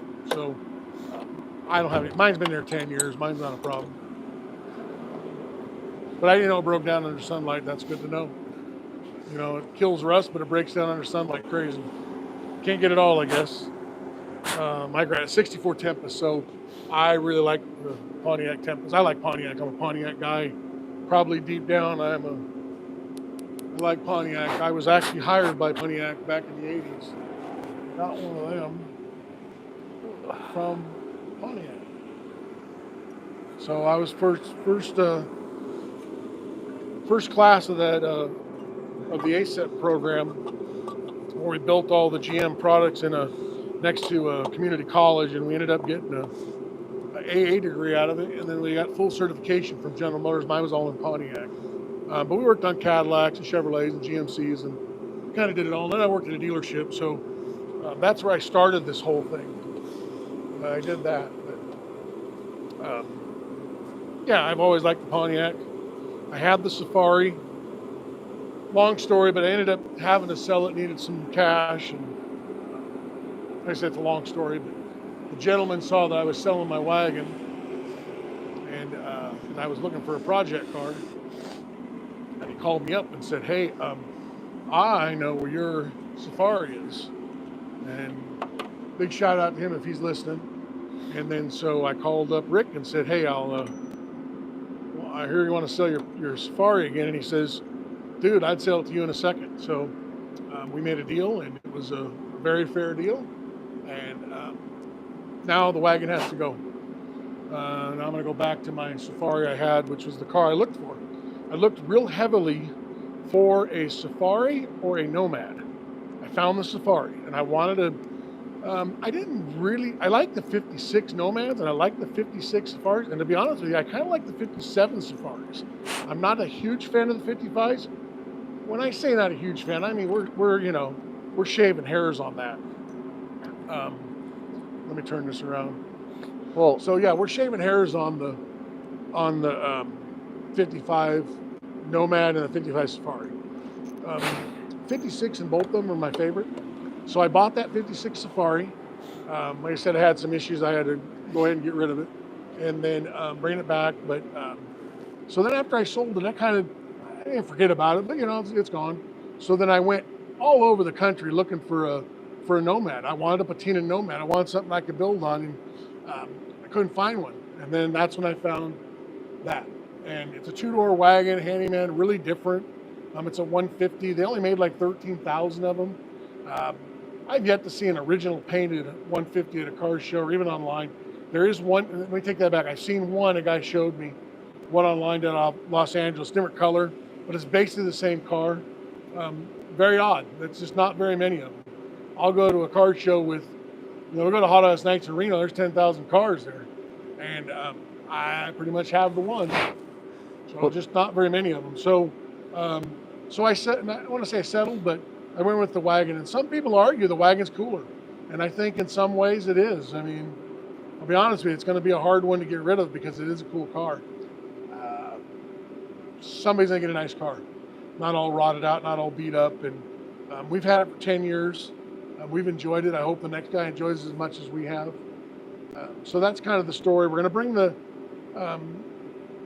Safari in, and I'm going to do a bunch of projects, and I'm going to do all on YouTube. I'm going to go ahead and do all sorts of videos as we restore this thing. I'm not going for, and I've had them, I'm not going for perfect. I'm not even close. I want to have a good driver. I want it to look presentable, and I want to enjoy it. I am not going to send it off for $30,000 in paint or even more. I've painted cars in the past. I can do a pretty good job. I'm pretty good at color sanding. Put a lot of paint on it, sand it down. So that's kind of how you do it. I'm good with a buffing wheel, so I shine that one up. If you can shine that up, you can kind of shine everything. I have a shine drawer. Let me see. Oh, wrong drawer. Yep, I got a shine drawer with all my shine stuff. So you put a little elbow grease in to get them shined up. But that's the plan. I want really nice interior. The Safari already has stock interior, it's never been touched. It's not ripped, it's not torn, it's not broke up. We'll see. I probably have to redo it because it's going to get old, crunchy. And once I start sitting on it, them seats are going to break down. I just know how it is. Air conditioning is going to be a must. I'm going to put air conditioning in this next one. So I got a couple things I want to do. We'll go from there. Engine transmission might be an issue. I don't know which way I'm going to go. I don't know. I'm an old school kind of guy, but I have put a few fuel injected motors in cars over the years. In fact, I put an LS in my dad's Nomad. Turned out good. We'll see. Like I said, it's going to be more of a feel when I get it here. start looking at it, standing back, and that's kind of how I do it. Kind of mull everything over my head a million times, and then I go from there. So where are we at here on questions? I know we're falling behind. So Keith Hill, my oldest brother built a 57 Chevy drag car, 396 fiberglass flip front end with a straight axle up front. First pass went death wobble, sold it late week later. So I have considered heavily about putting a straight axle on that bad boy right there. It's a bullet, and it runs straight down the freaking strip. And yeah, top end, it's straight as an arrow. It has no problems. It has the Caltrack bars on it, so it hooks hard with the Mickey Thompson's cheater slicks in there with the 4 9-inch. It really, you know, it's a hard runner, no doubt about it. But yeah, I'm not liking the death wobble thing. I have a top alcohol dragster with a blown Pontiac in it. Mike Rafferty. What blown Pontiac? What is it? I want to hear what the Pontiac is. Where are you selling the Wagon at? So it's on Facebook Marketplace, and then all the little, you know, all the Wagon and Chevy Tri-5s, all those groups always every week. You know, I throw it on there. But it's here at the house. If you have any questions, go on my YouTube, and then just email me, or go to you just type in, I'm in Cottonwood, Idaho. So you just type in, put in Cottonwood, Idaho on your Facebook, and it'll come up with all the pictures and all the stuff. Or go to my YouTube channel, and I have a bunch of videos on it. But I have a ton of pictures. This thing has been pictured more than you can imagine. So that's basically what I'm doing with it. Let's see. That guy just spammed everything. So there's somebody that wrote some kind of words, and I have no idea what that says. I do not recognize it. It's not English. No. I speak English, so I don't know what that is. I hope it says something really nice, like you're the coolest guy I've ever seen, or you got the coolest cars. Yeah. Or I love the Raiders, or, you know, something like that. I don't know what it says. And I'm sorry. I wish I did. Let's see. Dylan Garmelich, Jesus is King of Kings. Okay, I'll agree with that. Then I got a bunch of like little blue Cookie Monster looking guys. Same guy that had all the nonsense. I don't know what that means. It's a 400 block board to 4 1/4 crank 480 old round port heads and a 1471 blower. Okay. Are you Steve Austin's dad? You look like him. No. We know someone looks like him. They got to be the same hair. The bald? Yeah. Yep. No, I'm not Steve Austin's dad. I'm actually his dad. He doesn't have matching head, though. He got hair. Mine's actually I got to get my hair cut pretty often to keep it down. I actually have hair, but I shaved it off, had that big long mustache, and it's already grown back, so... let's see. He's my favorite wrestler. Speaking of the... Tina O. Steve Austin is her favorite wrestler. Speaking of your car, yeah, I like Stone Cold Steve Austin and The Rock. I'm not a big Rock fan. Well, I wasn't, like, 2000. I like Hulk Hogan. Yeah. The Hulkster. Yeah. Roddy Piper. Yeah. And Kane. Yeah, no, I like Stone Cold Steve Austin. But the thing about it, when you sold your Pontiac, you got a 55 Buick between it. I did have that for a minute. I picked up. You sold that Blazer to get the house, and you went, I need a car. You got that 55 Buick, and then all of a sudden you're like, hey, we're going to Portland, watch the house, and you come home with another car. And that's another thing also, I have to add that, you know, when I sold my Pontiac Safari, I did have a 72 Blazer, so four-wheel drive, original paint, but drove it everywhere. In fact, took it deer hunting, and I put thousands of miles on that thing. We drove it down to Southern California. I drove to Southern California, I drove it to Wyoming, I drove it up to Oregon, I drove it We went to the Idaho. Raiders football camp Oakland, in it. Yeah, went to a Raider game in it. I mean, we went everywhere. It was a nice truck, had a nice interior. We run really, really well. Picked up out of, not Burns, Oregon. Where did I pick it up out of? North of Grants Pass. And it starts with A. It's where the... Right on I-5, right halfway to Portland. Ashland. Was it? Ashland. No, wasn't Ashland. Ashland's right out of Medford. It was north of there. Oh, it had to be Burns then, because that's where It wasn't Burns. Definitely not Burns, Oregon. It was on I-5. It's about halfway up. I'll remember. Klamath? No, not Klamath. Klamath's over off 395. It was on I-5 going between Grants Grants Pass. Pass. It was past Grants Pass, the next city up. He's my favorite wrestler. Yep, he's good. Cam lifters, B&M shifter, nitrous oxide, Mixture Chevrolet shifter. Roseburg? What was that? Roseburg? Roseburg. That's where we got it. Roseburg, Oregon. Yep, good job. I hate The Rock. He voted for Biden. Okay. I try not to look at celebrities' political stuff. Tina O. Samoa, I voted for Trump so The Rock can KMA. I'm thinking that's kiss my ass. Kiss my ass. What was that video? Kiss my ass. Kiss my ass. What was that from? I don't know. Gold Rush or one of those? It was one of them things. Did you have that as a ringtone for a while? Yeah, they have something on that. Kiss my ass. What was that about? Oh, something. Was it Cops or something? Like, Tulsi Gabbard, she's Samoan. oh, is she? Yeah. I hope you voted for her. I like the live. Thank you. We do it. You know, I just come out here to bring him a water, and I figured I'd flip on the live. It's kind of cool. Let's see. I got a set of Mopar Rally wheels from Hulk Hogan. Came from his 69 Hemi Charger. That's cool. That's pretty cool. Yeah, I don't know a lot of celebrities, so the only people I actually know are the Roloffs. Amy's still a friend of ours. So, yeah, she's still a friend of ours. And I'm friends with Matt, too. There's not a lot of communication anymore over these days, but yeah, Matt and I are cool. My wife still talks to Amy. We still see her occasionally. So, but other celebrities, they're super down to earth people. Yeah, I don't know any other real celebrities for the most part. You know JB? Oh, yeah. I can only hit it for a second because I don't want to get a violation. Yeah. So, let's see here. So yeah, that's cool. You got it off his Charger. I know he's a Mopar guy. I see him talk about his Mopar stuff, and I think I've seen some videos on it, stuff like that. I'm gonna leave that off the ground. Yeah, so that's cool. Tulsi is from Hawaii.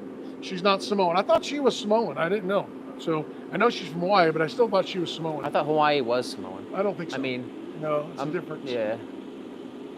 Is it Samoan more like in the Asian? Well, Samoan is that South Pacific there. Yeah. So like I below? thought she was Samoan, but what do I know?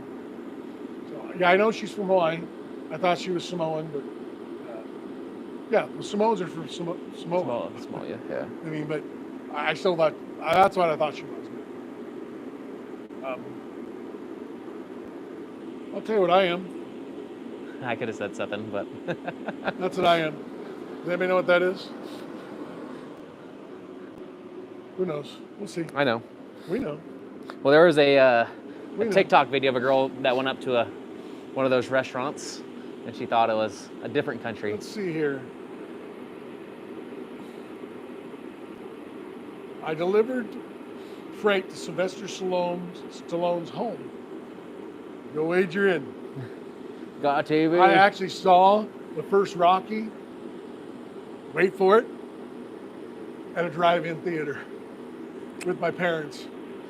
So my dad had an old Blazer, and we took the top off, and we went and watched Rocky. Let's be honest. And we watched Jaws. Did Jimmy and John sit in the Blazer, or did they go feral? Oh, we went feral and run all over the place. I might not have watched Rocky. Actually, I'd probably run loose at the drive-in. Stop for the boxing scenes? Yeah, you know, back in the 70s, you know what kids did? Went feral? We went feral. We went wherever we wanted to go. And then we had to be back by whatever time we were told. Hey, we met Shaq too. Who? Shaq.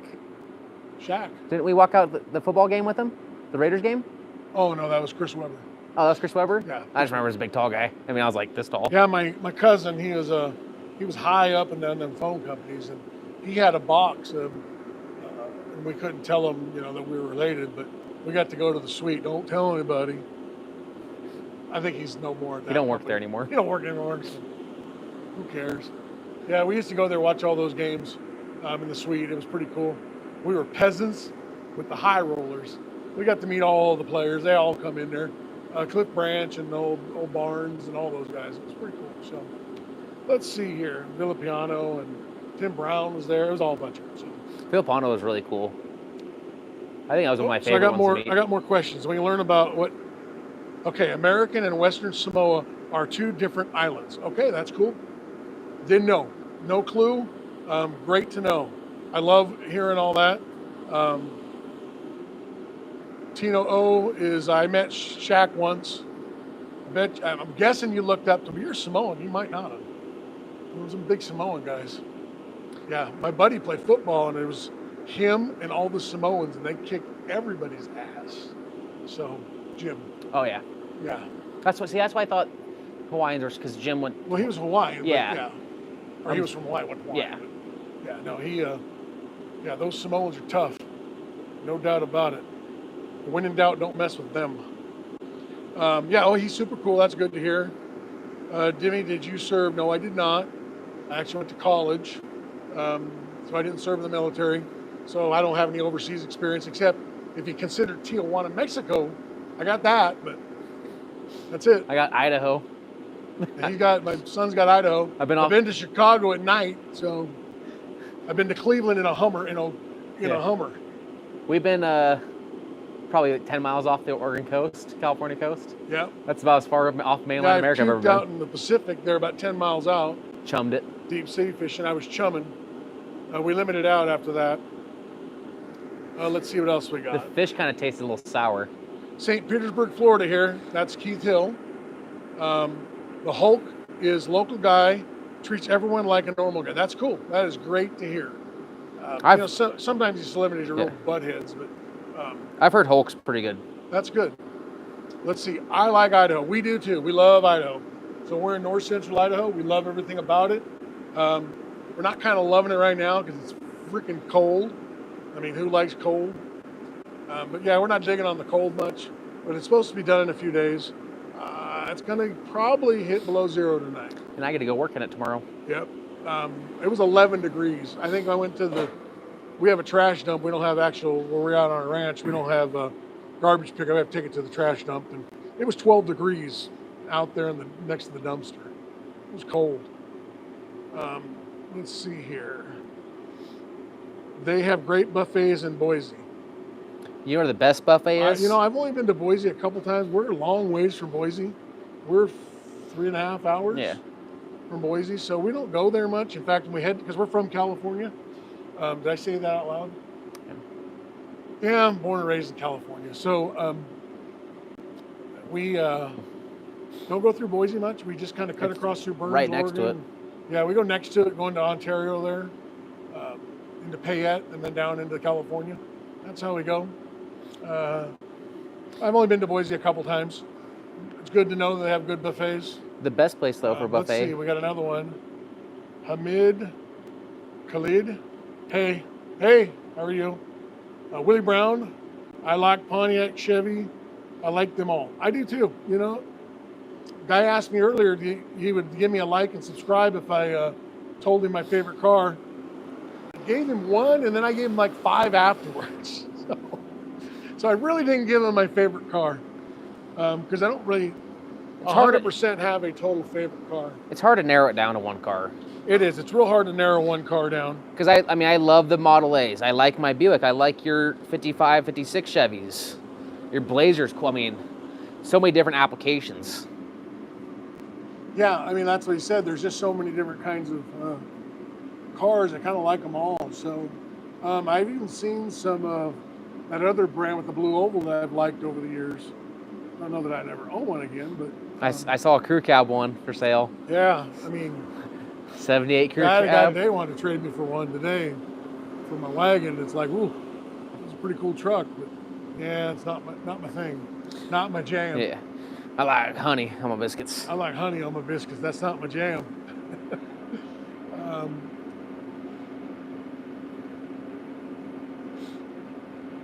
Oh, he played for the Idaho Vandals. Mike Lupala played for the Idaho Vandals. He's like 6'5", 365. It's a big man. He's a biggin. He makes my car look small. I want to stand behind him. Yeah. We have a good friend of ours, a really good friend. Nick is Vandal. He's a Vandal, and my neighbor was on the Sweet 16. I hope he's actually tuning in right here. I just gave him up, but he played a Sweet 16 in basketball, and he's like 9 feet tall. I think he says he's 6'7" or 8", but he's tall. I'm not very tall, so. My friends, their daughter just committed to Vandals for basketball. Oh, really? The Vandals are cool. You know, we're right south of there. Everything around here is Vandal country, you know. Vandal and Cougars. Vandal and Cougs. That's what everybody around here talks about. I feel bad because I do watch the Boise State games on there. I like the blue field, and they got a hell of a running back this year. So I like the Cougar games. It's fun to go to the football games with the Cougs. Yeah, we watch a lot of those on TV because they're there, and it's kind of cool. There's a lot of local kids and local people around here support them, and pretty neat to watch that. They don't have a pro team in this area, so. The Seahawks are probably the closest thing, and I don't even know if they're a pro team, really. Kind of a pro team. They had to move out of the AFC West to win a Super Bowl, so. Hard to compete against the Raiders. Yeah. Did we bash the Seahawks? What? Did I bash the Seahawks? No, it's not bashing if it's truthful. Oh, that's right. So tell us what your football team is down there while we're talking about cars. Since football's over and the Eagles just freaking work the Kansas City Chiefs, everybody's kind of talking about it. Kind of fun stuff. I love the fun stuff. So I'm 6 foot and 340. You are not a little man. No. 6 foot and 340. Are you all?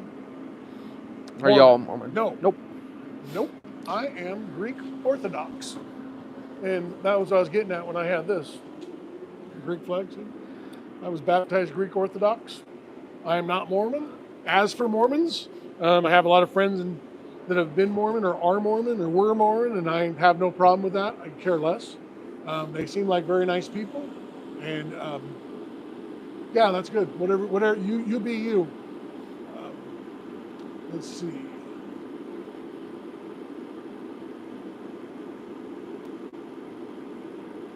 Have you seen I Have Tiny Holes? It's a kids movie. Nope. No. Haven't seen it. Wallace Fabrication Raiders. Ohio State is my college team. And then... Sounds like you have a good girlfriend. My girlfriend's Greek Orthodox, yeah. So, yeah, Greek Orthodox is kind of lost over the years, All cars are cool, but I can tell you which ones suck the most in paint. Most of paint.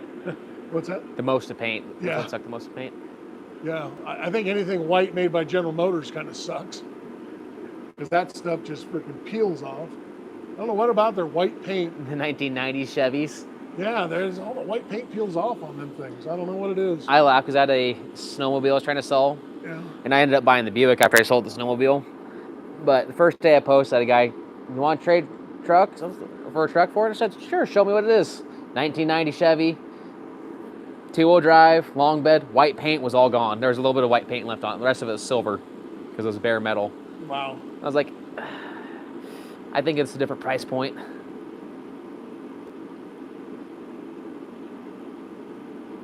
I'm yeah. What do they call that?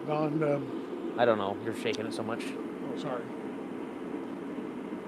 Oh, I don't know what that is. No, it means he's non-denomination. How do you pronounce that? Where he doesn't Atheist? claim one. Oh, just... I forgot how you pronounce that word, but yeah, I get what you're talking about. It means he's not set on one religion. But he still believes there's something out there. Oh, yeah, is that what probably. it means? Like not like atheist? Yeah, well, he's atheists not like believe there's Mormon, nothing. he's not like a Jehovah's Witness, he's not like a Greek Orthodox, he's not a Catholic. Yeah. He's not, he's like, not a Buddha, he's not a whatever. He's non-denominational, that's it. Took me a minute. You save a lot of money. Nope.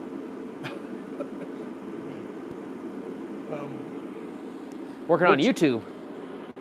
So Paul, what we were working on, let me show you. So this is how it started. I went to bring him out of water because let's flip this thing around. I'm gonna go make some icicles. I'm gonna leave my mic in here. I'll be right back. I'm working on, so Ryder was working on his Buick, his 54 Buick. And what he needed a water, and because he's in here with a wire wheel, and he's taken all the little surface rust over the years because it's never been apart, because he replaced the windows in the rear. And so while he was there, he had to pull the door panels. So I'm like, well, pull the seats out. Let's pull it all out of here, because it was just kind of all nasty. So he took a wire wheeled all of it, and it's got all this bare metal now. He's going to come back with a pour 15, and then he's going to throw the Dynamat on here. And he's using the kill mat, I think is what he's using. But he replaced these windows, and then he needed a water, so I walked out here and I thought, well, he's working, I'm out to throw it on live. And so we went and we've opened the hood, he pulled the plug, we fired it up, we've done kind of everything with it.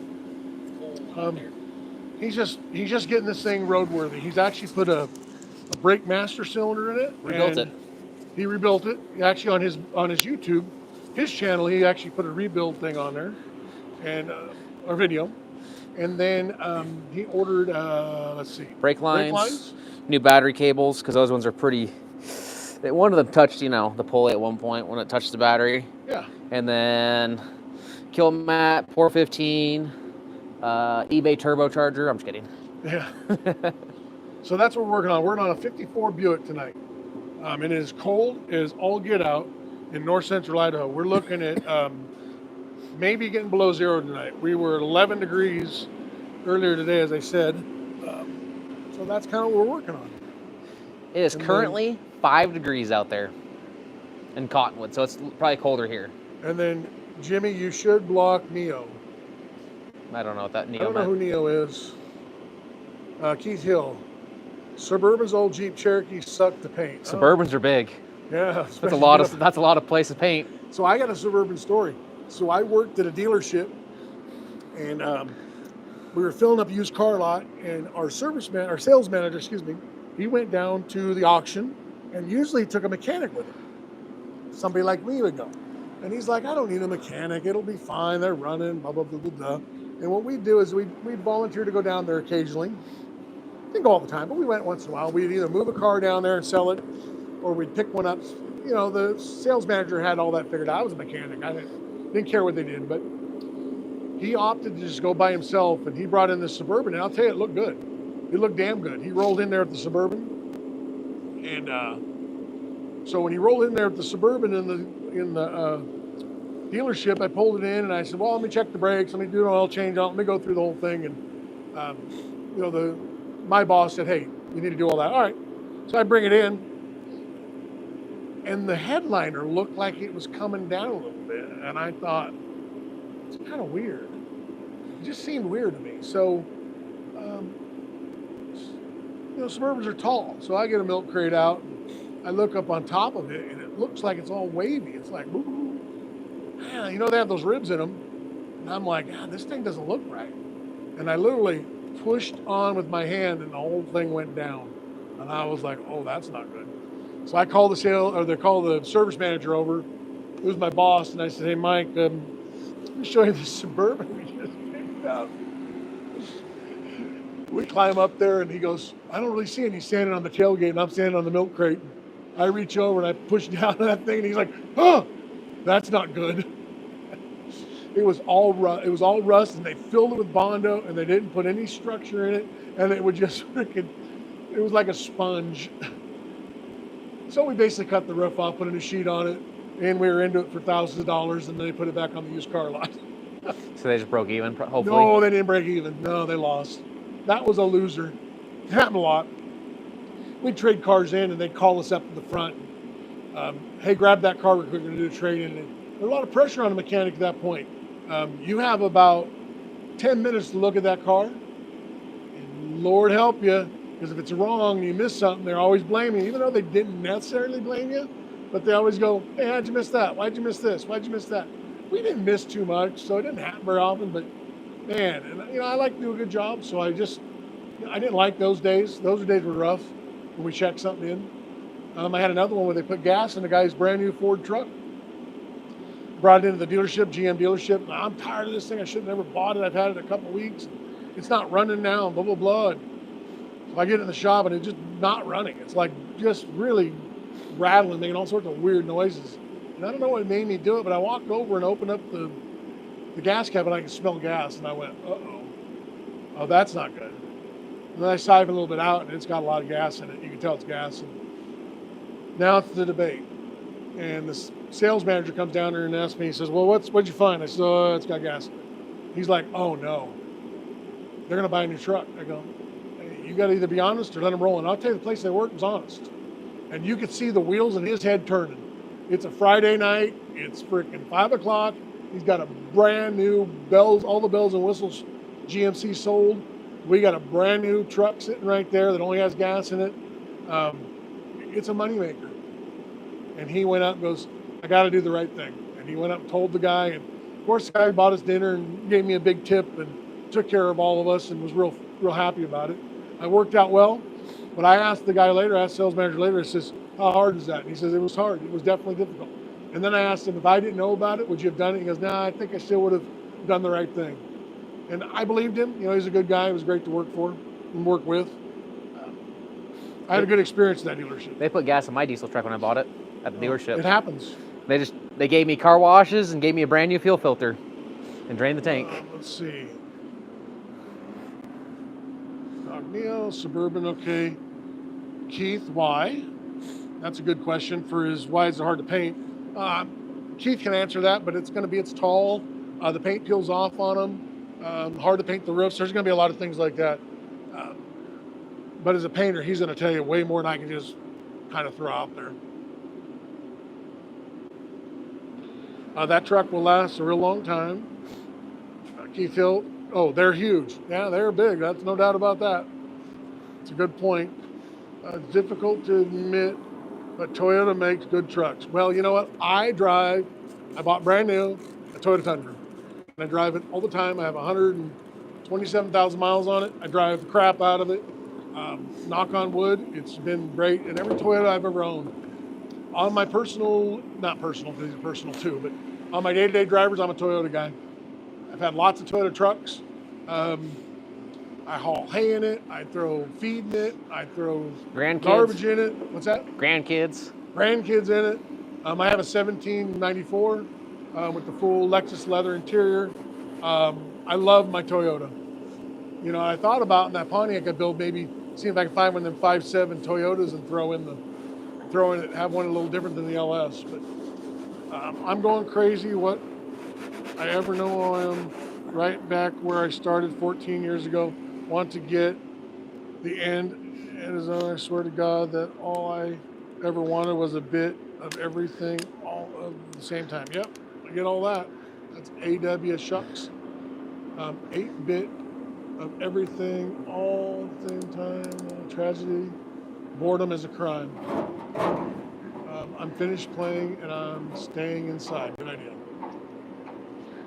Keith, do you agree? Hey, Jim, good seeing you. That's Big Mo.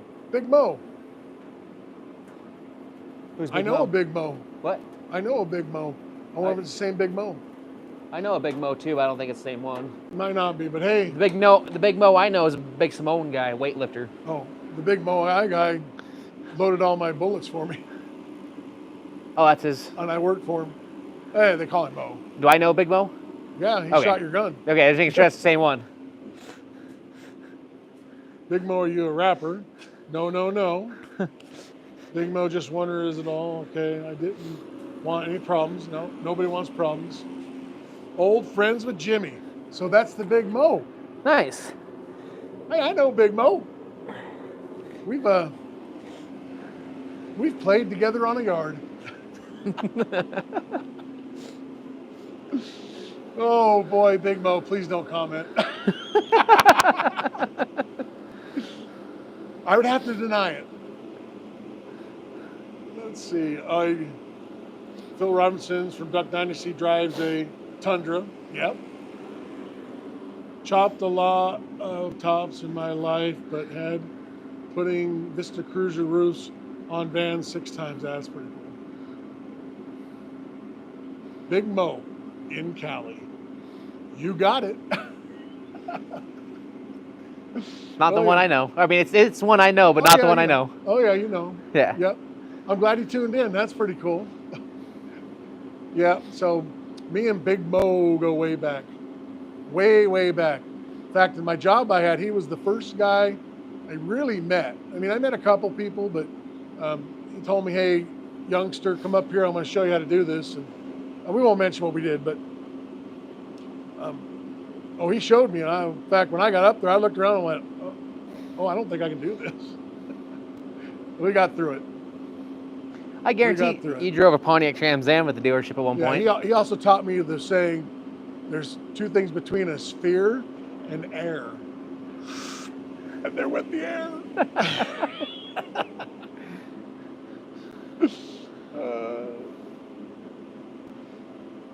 Have you driven a Pontiac Trans Am? I've driven a Pontiac Trans Am a lot. I worked at a Pontiac dealership for a lot of years. Yep. Let's see. You guys never did any burnouts with those cars, right? No, never. My old Chevy truck was a 8-inch suspension lift, and I slammed it into a tree on ice in SLC. Is that Salt Lake City? Yeah, I think it's Salt Lake City. It had winter tires on it. Yeah, it don't matter what you have once you hit the ice. It happens. It happens to the best of us. So I always try not to make fun of anybody that slides in snow or winter, because I don't want to be that guy next. Yep. And then we got all sorts of, it looks like Asian type writing, but I'm not sure. Korean? Completely total. That's a bummer. That might be Korean type. I mean, I've been watching Squid Games. That does look like Squid Games, huh? One of my most favorite shows, Squid Games. Red light, green light. Yeah, don't go on the red light. Don't play any games with the nice dressed man. Yeah.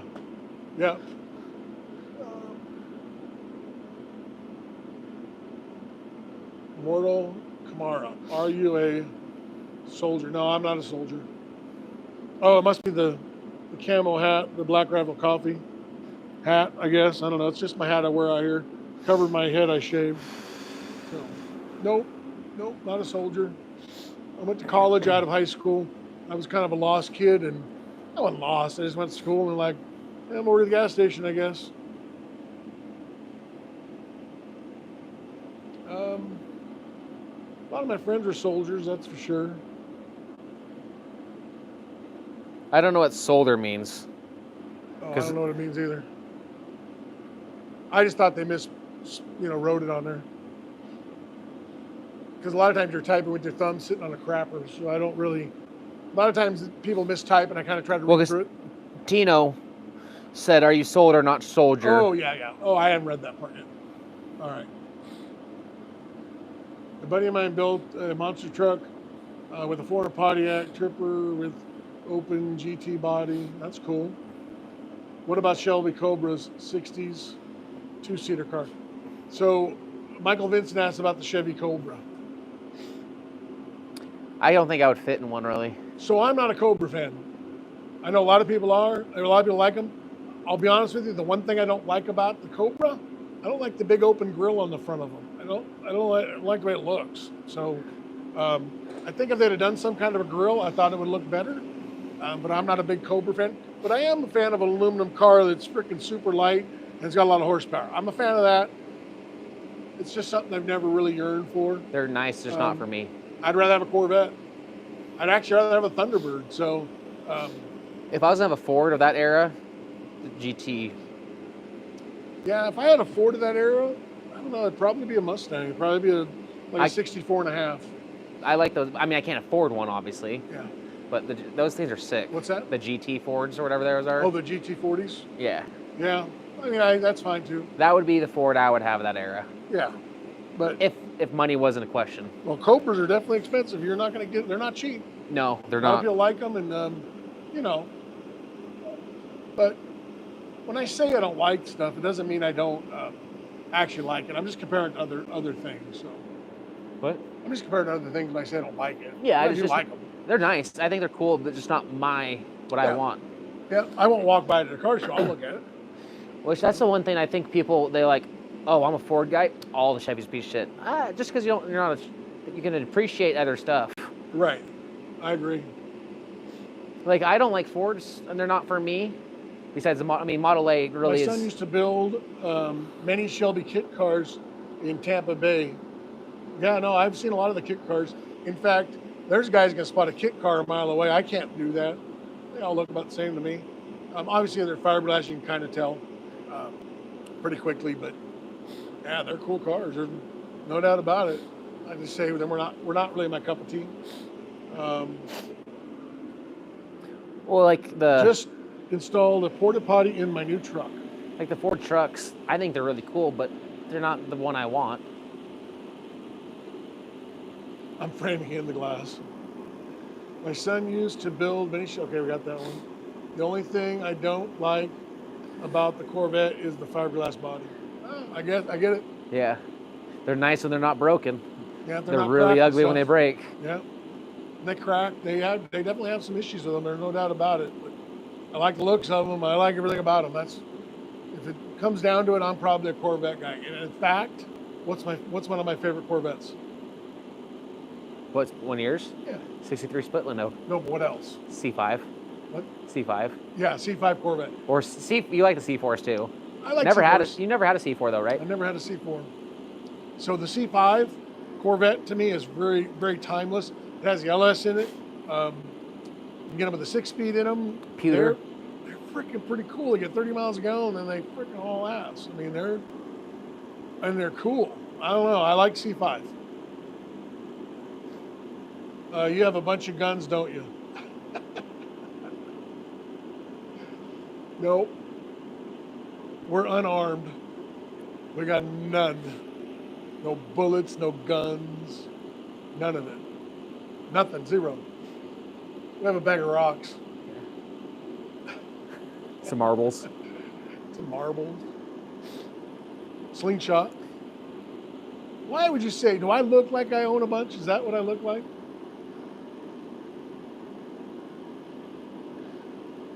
Yeah, he's definitely I not. do. He's definitely not a Beth Dutton.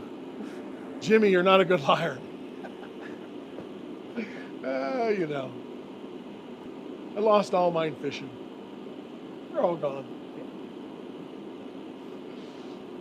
Yeah, I wonder why you asked that question. That's kind of an odd one, but Yeah. I guess I look like I own a bunch. I do own a bunch of patches. If that counts. Want to see my patch collection? I had to sit down. I was up in this cold. So yeah, there's my patch collection. I got a bunch of patches. These are some of my first ones. And then I got the one that says graduated. Even UPS. MSDS, huh? There you go. Let's see. That's about it. Mo.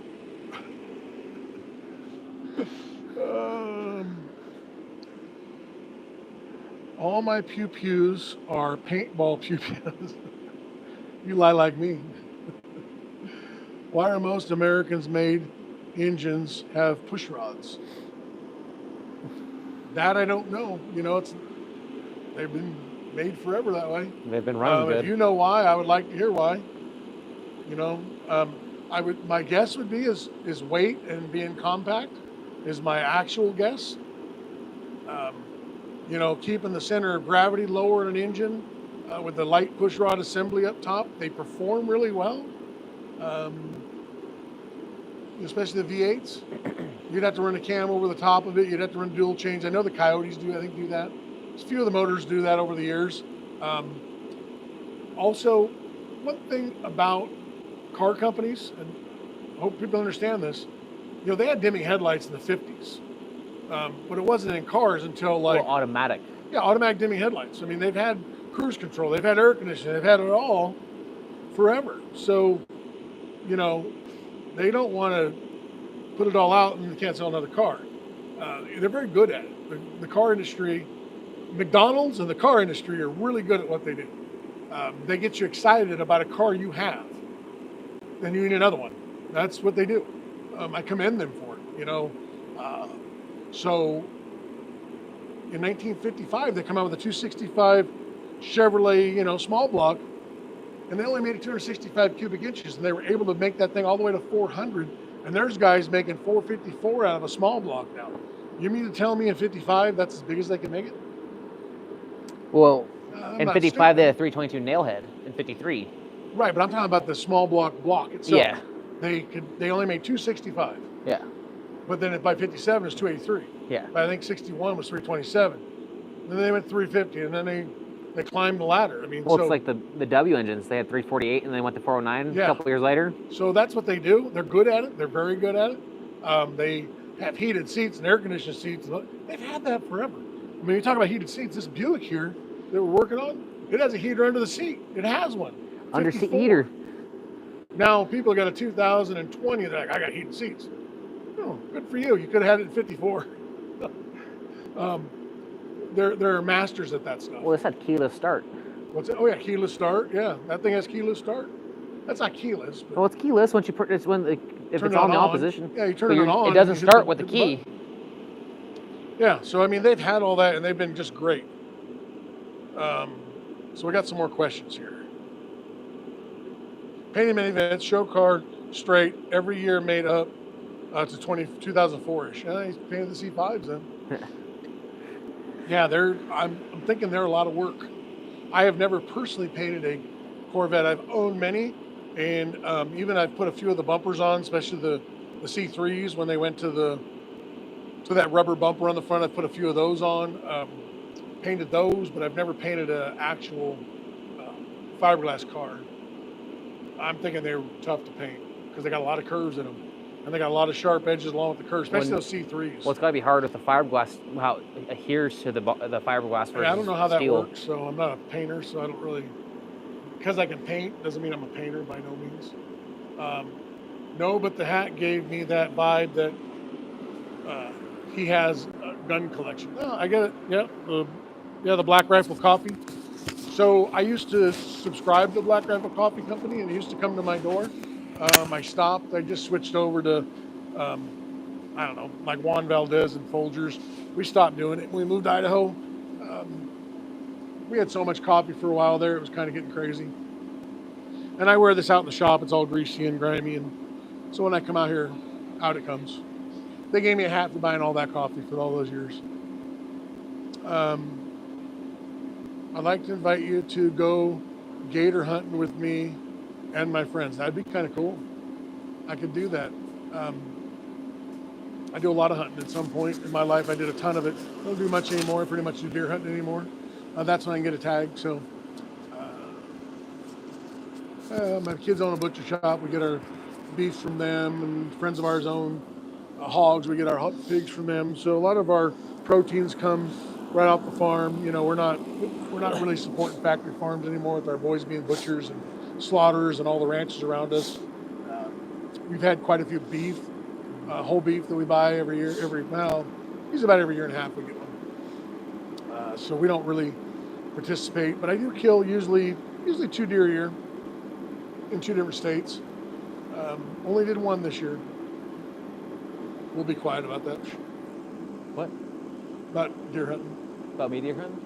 No, about deer hunting. Oh. Legal. I don't know what's legal. They're talking about crocodile alligator hunting. Oh, It's sure legal. it is. I know some people want alligator hunting. It's all legal if you do the permits or get the tags. James Bell, what is the craziest thing you've hauled in your handyman? Did I say your mom? You didn't put any goats in there, did you? During the fires? So we got evacuated for the fires. Chickens? I put chickens in there. I know we loaded with stuff. I don't think any animals went in it. We loaded it. We loaded everything down and I took it. I took it down to. I had an FJ Cruiser, and I put the goats in the back of that. The craziest thing, my grandson. He's crazy. He's crazy. He's feral. Jody? Oh. Has Jody been in the car? I don't say that about Jody. Chris is 9 feet tall. Yeah. But I mean, and Chris understands. She might send me tea or something. So. No. They're good friends of ours. That's why he's making that joke. Let's see. I've hauled a lot of people in it. So every time we go to a car show, we go somewhere and they all pile in the wagon. I think the craziest thing has got to be Remy. Yeah, Remy, my grandson. He's feral. He's feral. Yep. Yeah, he's feral. He's the craziest. What else we got? I don't know. There's a pot leaf, or not a pot leaf, but a daisy, like imprinted on the paint where they had a sticker on it forever. It's on the other side. And then when I when I was waxing it and buffing it and getting it all shined up, it popped out. So I'm sure they Your had a volume's bunch starting to of get a that little there. loud. It's not popping. Is it a little loud still? It was starting to get to the red stuff. Oh, okay. As long as it's not popping. Yeah. Why do you get so defensive?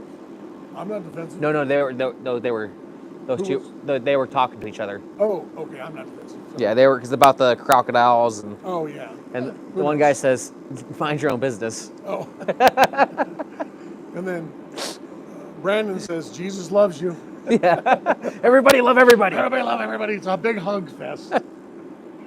Oh, that's good. Old Chevys are keyless. Popsicle sticks works. Yep. So I have a great story about that lock on that, let's see, right there. So that tailgate lock, we were at Hot Us Nights, and Tom's a friend of mine. Tom owns I think his is a 65 Mustang, and he's red. It's freaking perfect. And he's had it since high school. And I always give him a ribbon about his blue oval stuff. He always gives me a little grief or little bullshit on my cars, my Chevys. And we're always having fun. Purely fun. He has a nice car. But my key wasn't working in this original key. It was all worn out. This car was 56, never been touched. So I put the key in and I couldn't get my chairs out.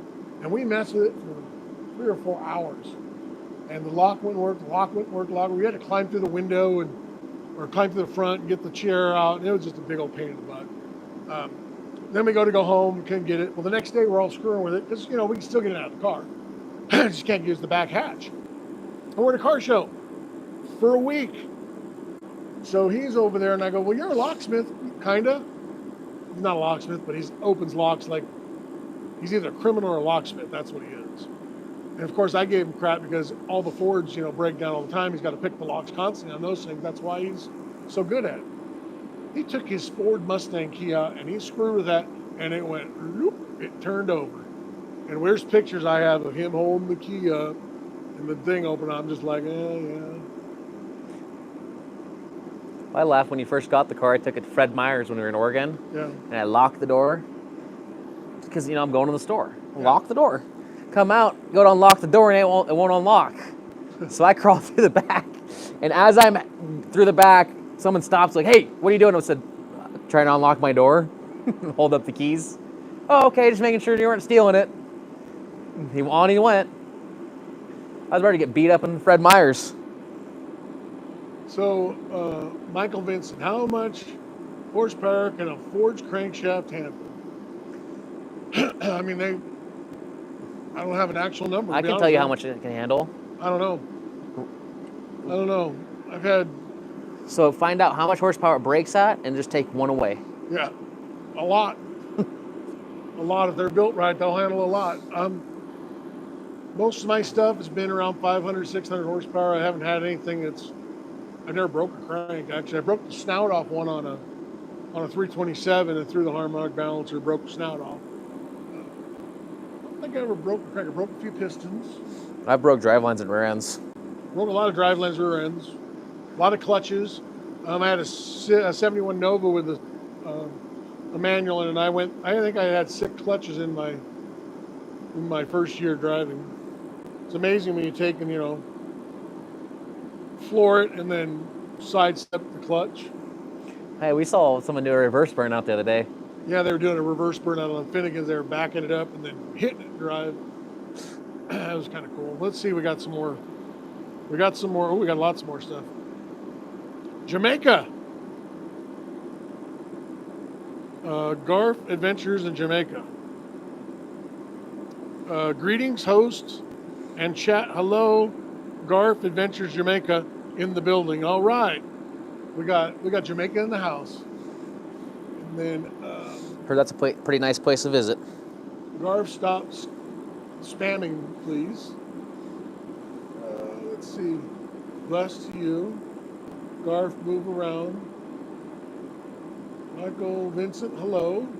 Keith, hello. A hi from Oklahoma. That's Nick. Tina, Nick, howdy. Brandon Garf Adventures in Jamaica. Make sure you like and subscribe. Brandon, hello.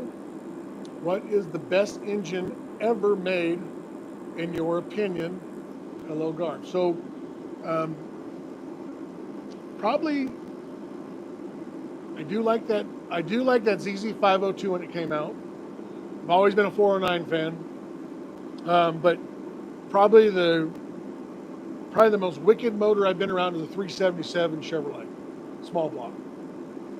Was that the one you had in your Bel Air? Yeah. So 400 block with a 350 crank basically is what it is. It didn't have any of that stuff in it, but it was pretty wicked. It really, really got it on. So best engine, I don't know. Some of them 455 Pontiacs are pretty stout. A lot of the 400s. 400 Pontiac, I've never been a giant fan. You seem to have to do a lot to them, and I think once you get when you put a lot into them, they run pretty good. I've seen a lot of bone stock ones that aren't real solid. What was that 421 Pontiac I think came out in the 60s? Everybody talks about. Never been around one.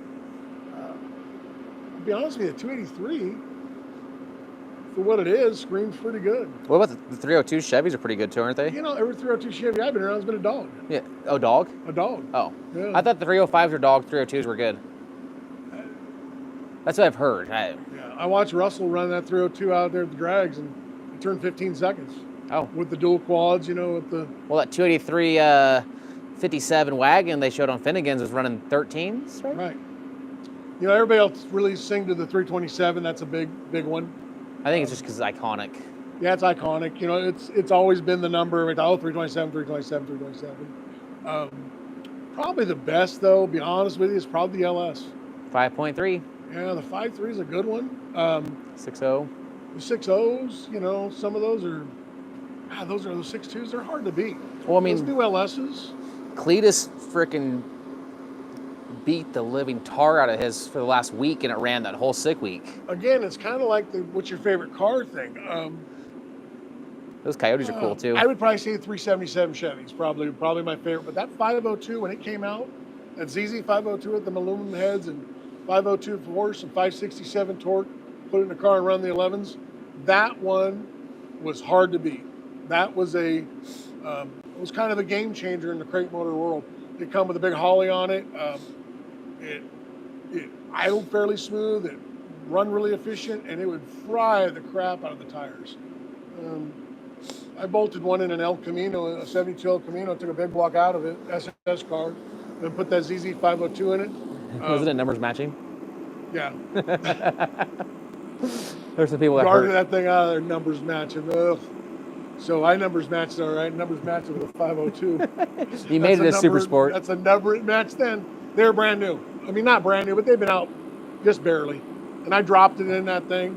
I took it out to drag, 3,800-pound car with a 350 rear end gear in it, a turbo 400 had the Boss Hog torque converter in there.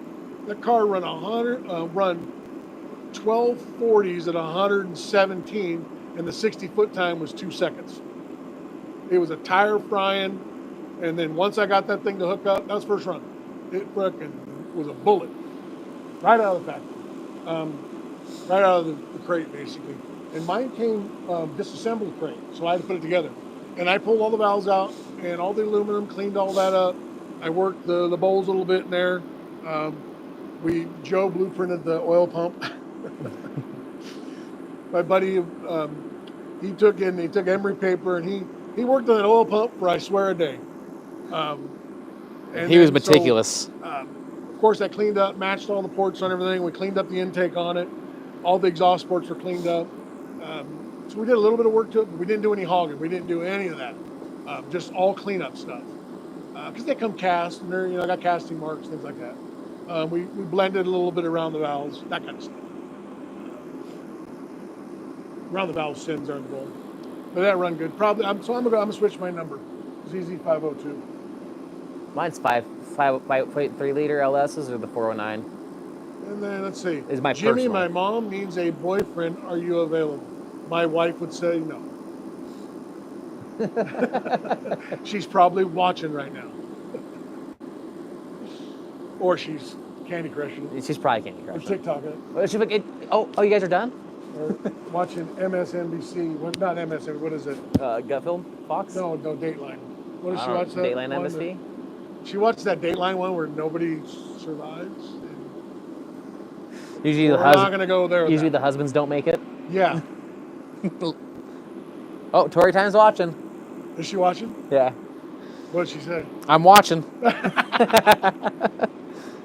I would say to the guy that had my Acura 2.4 liter will take anything on the track. 409 is mine, or a 5.3, yep. James Bello, hello. Tino O. Fallis. Falling Fabrication, hello. Remember, guys, to like up lives as you come on. Yep. Like and subscribe, do all that stuff. That'd be awesome. It really helps my channel. That's why I'm doing all this. I'm going to be honest with you. I want this thing to be successful. That's why I'm doing it. I'm retired. I work on cars. This is what I do. I occasionally go deer hunting. I do a lot with my grandkids and my family and my bride. But I'm a car guy. At the end of the day, that's what I do. And I figured I would document it, film it, and either it's successful and we do great things, or my grandkids can laugh at me and say, "Oh, look at you." So, what do you think of that? I think it works out pretty good. So, because we got enough video for us to laugh at Remy. Oh, let's see. We need something to laugh at you we back. Got a lot of. Let me look at this. Keith Hill, hello y'all. Andre, I love your. Okay. Best old engines made of the 426 Hemi or a big block Chevrolet. Yeah, I'm not a 426 Hemi guy. In fact, I've seen a lot of them at the drag strip, and unless you put a big old giant freaking lung on the top of a big old blower, they ain't all that. So I've seen quite a few of them get embarrassed by small blocks. 340 Dusters, now that's a screamer. Those things right out of the box really freaking get it on. And that 440 Dodge is arguably stouter than that 426.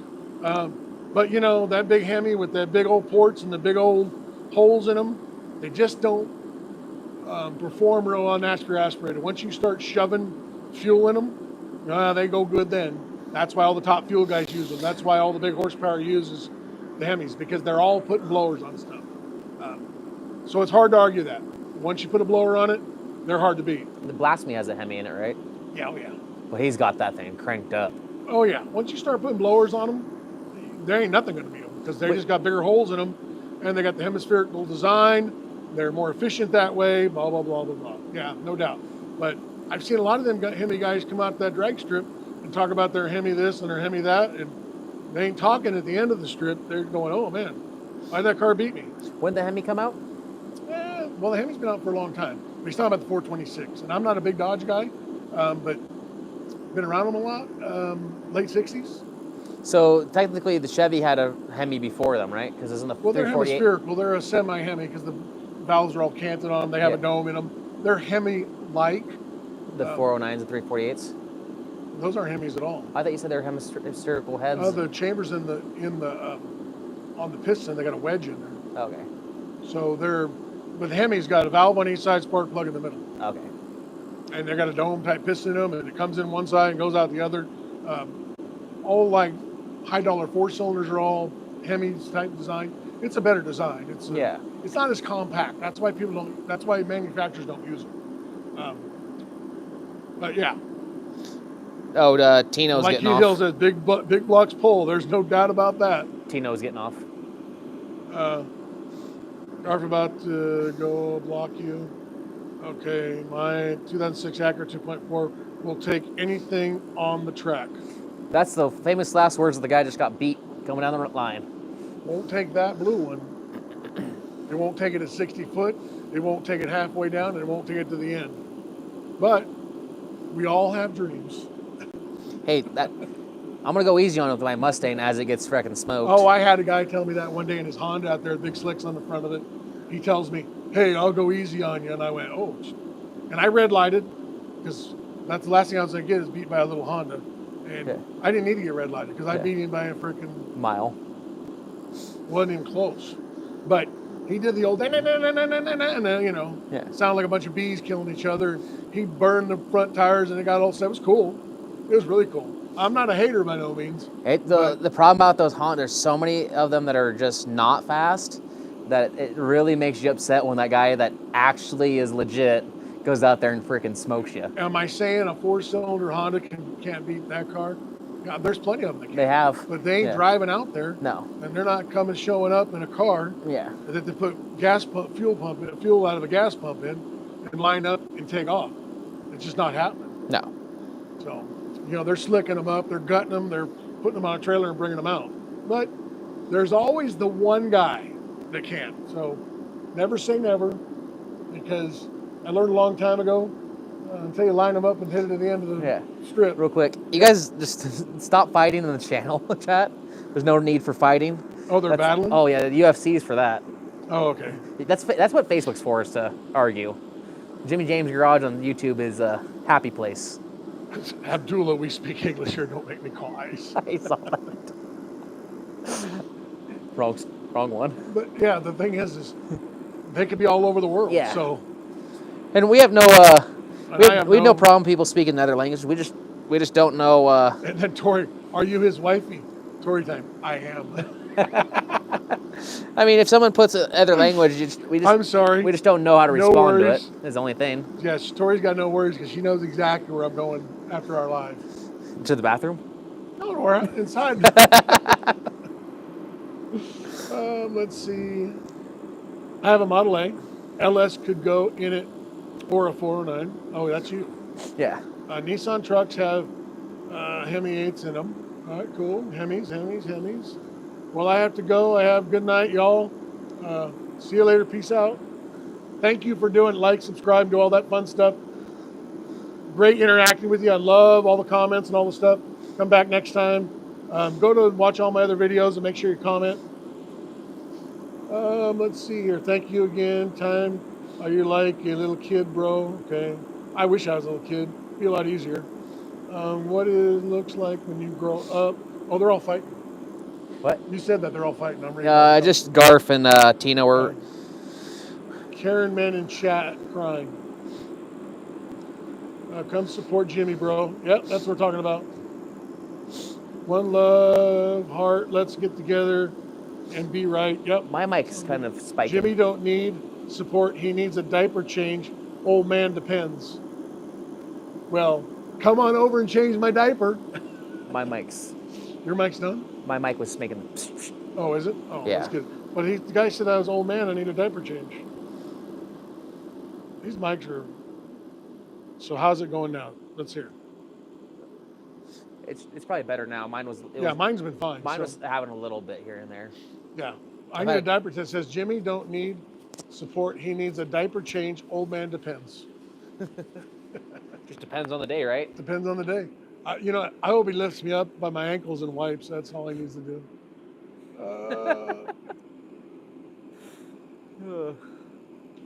Raya, key that same energy in person. Yeah, they don't.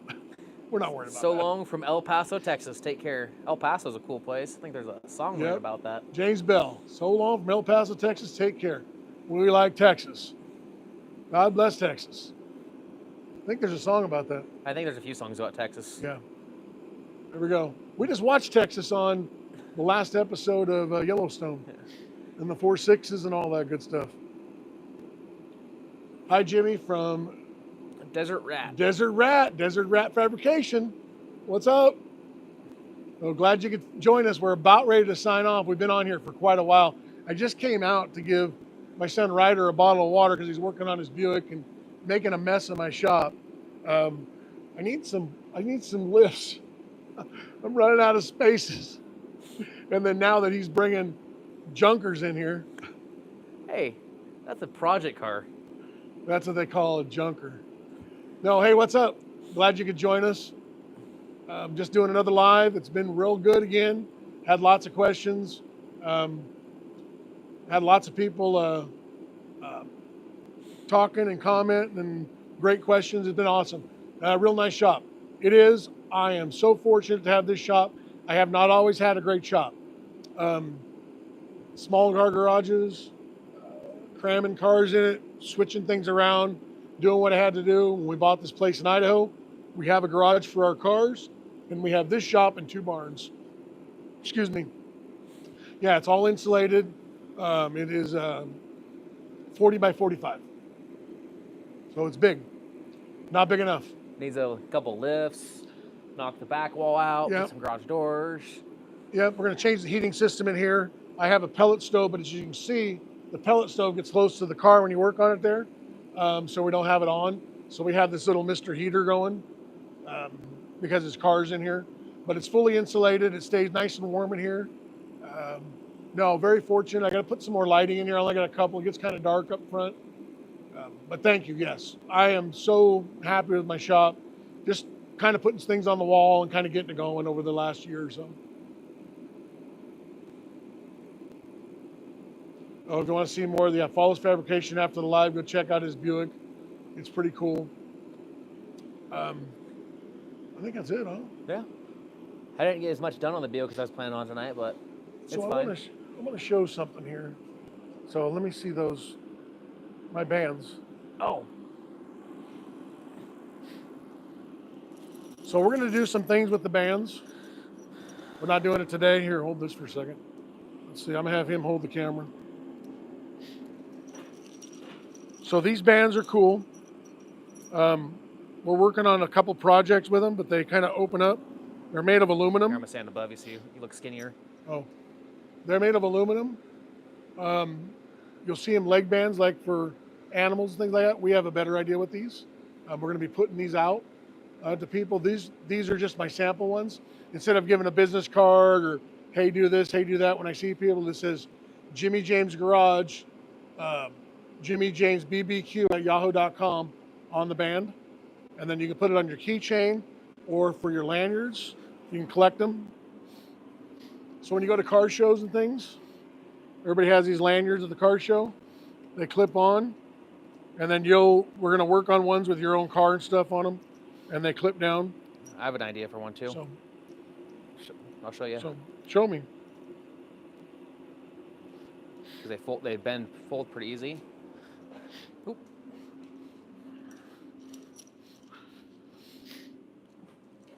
It's dusty because I've been sanding this thing, but Oh yeah, put it on your horn. There you go.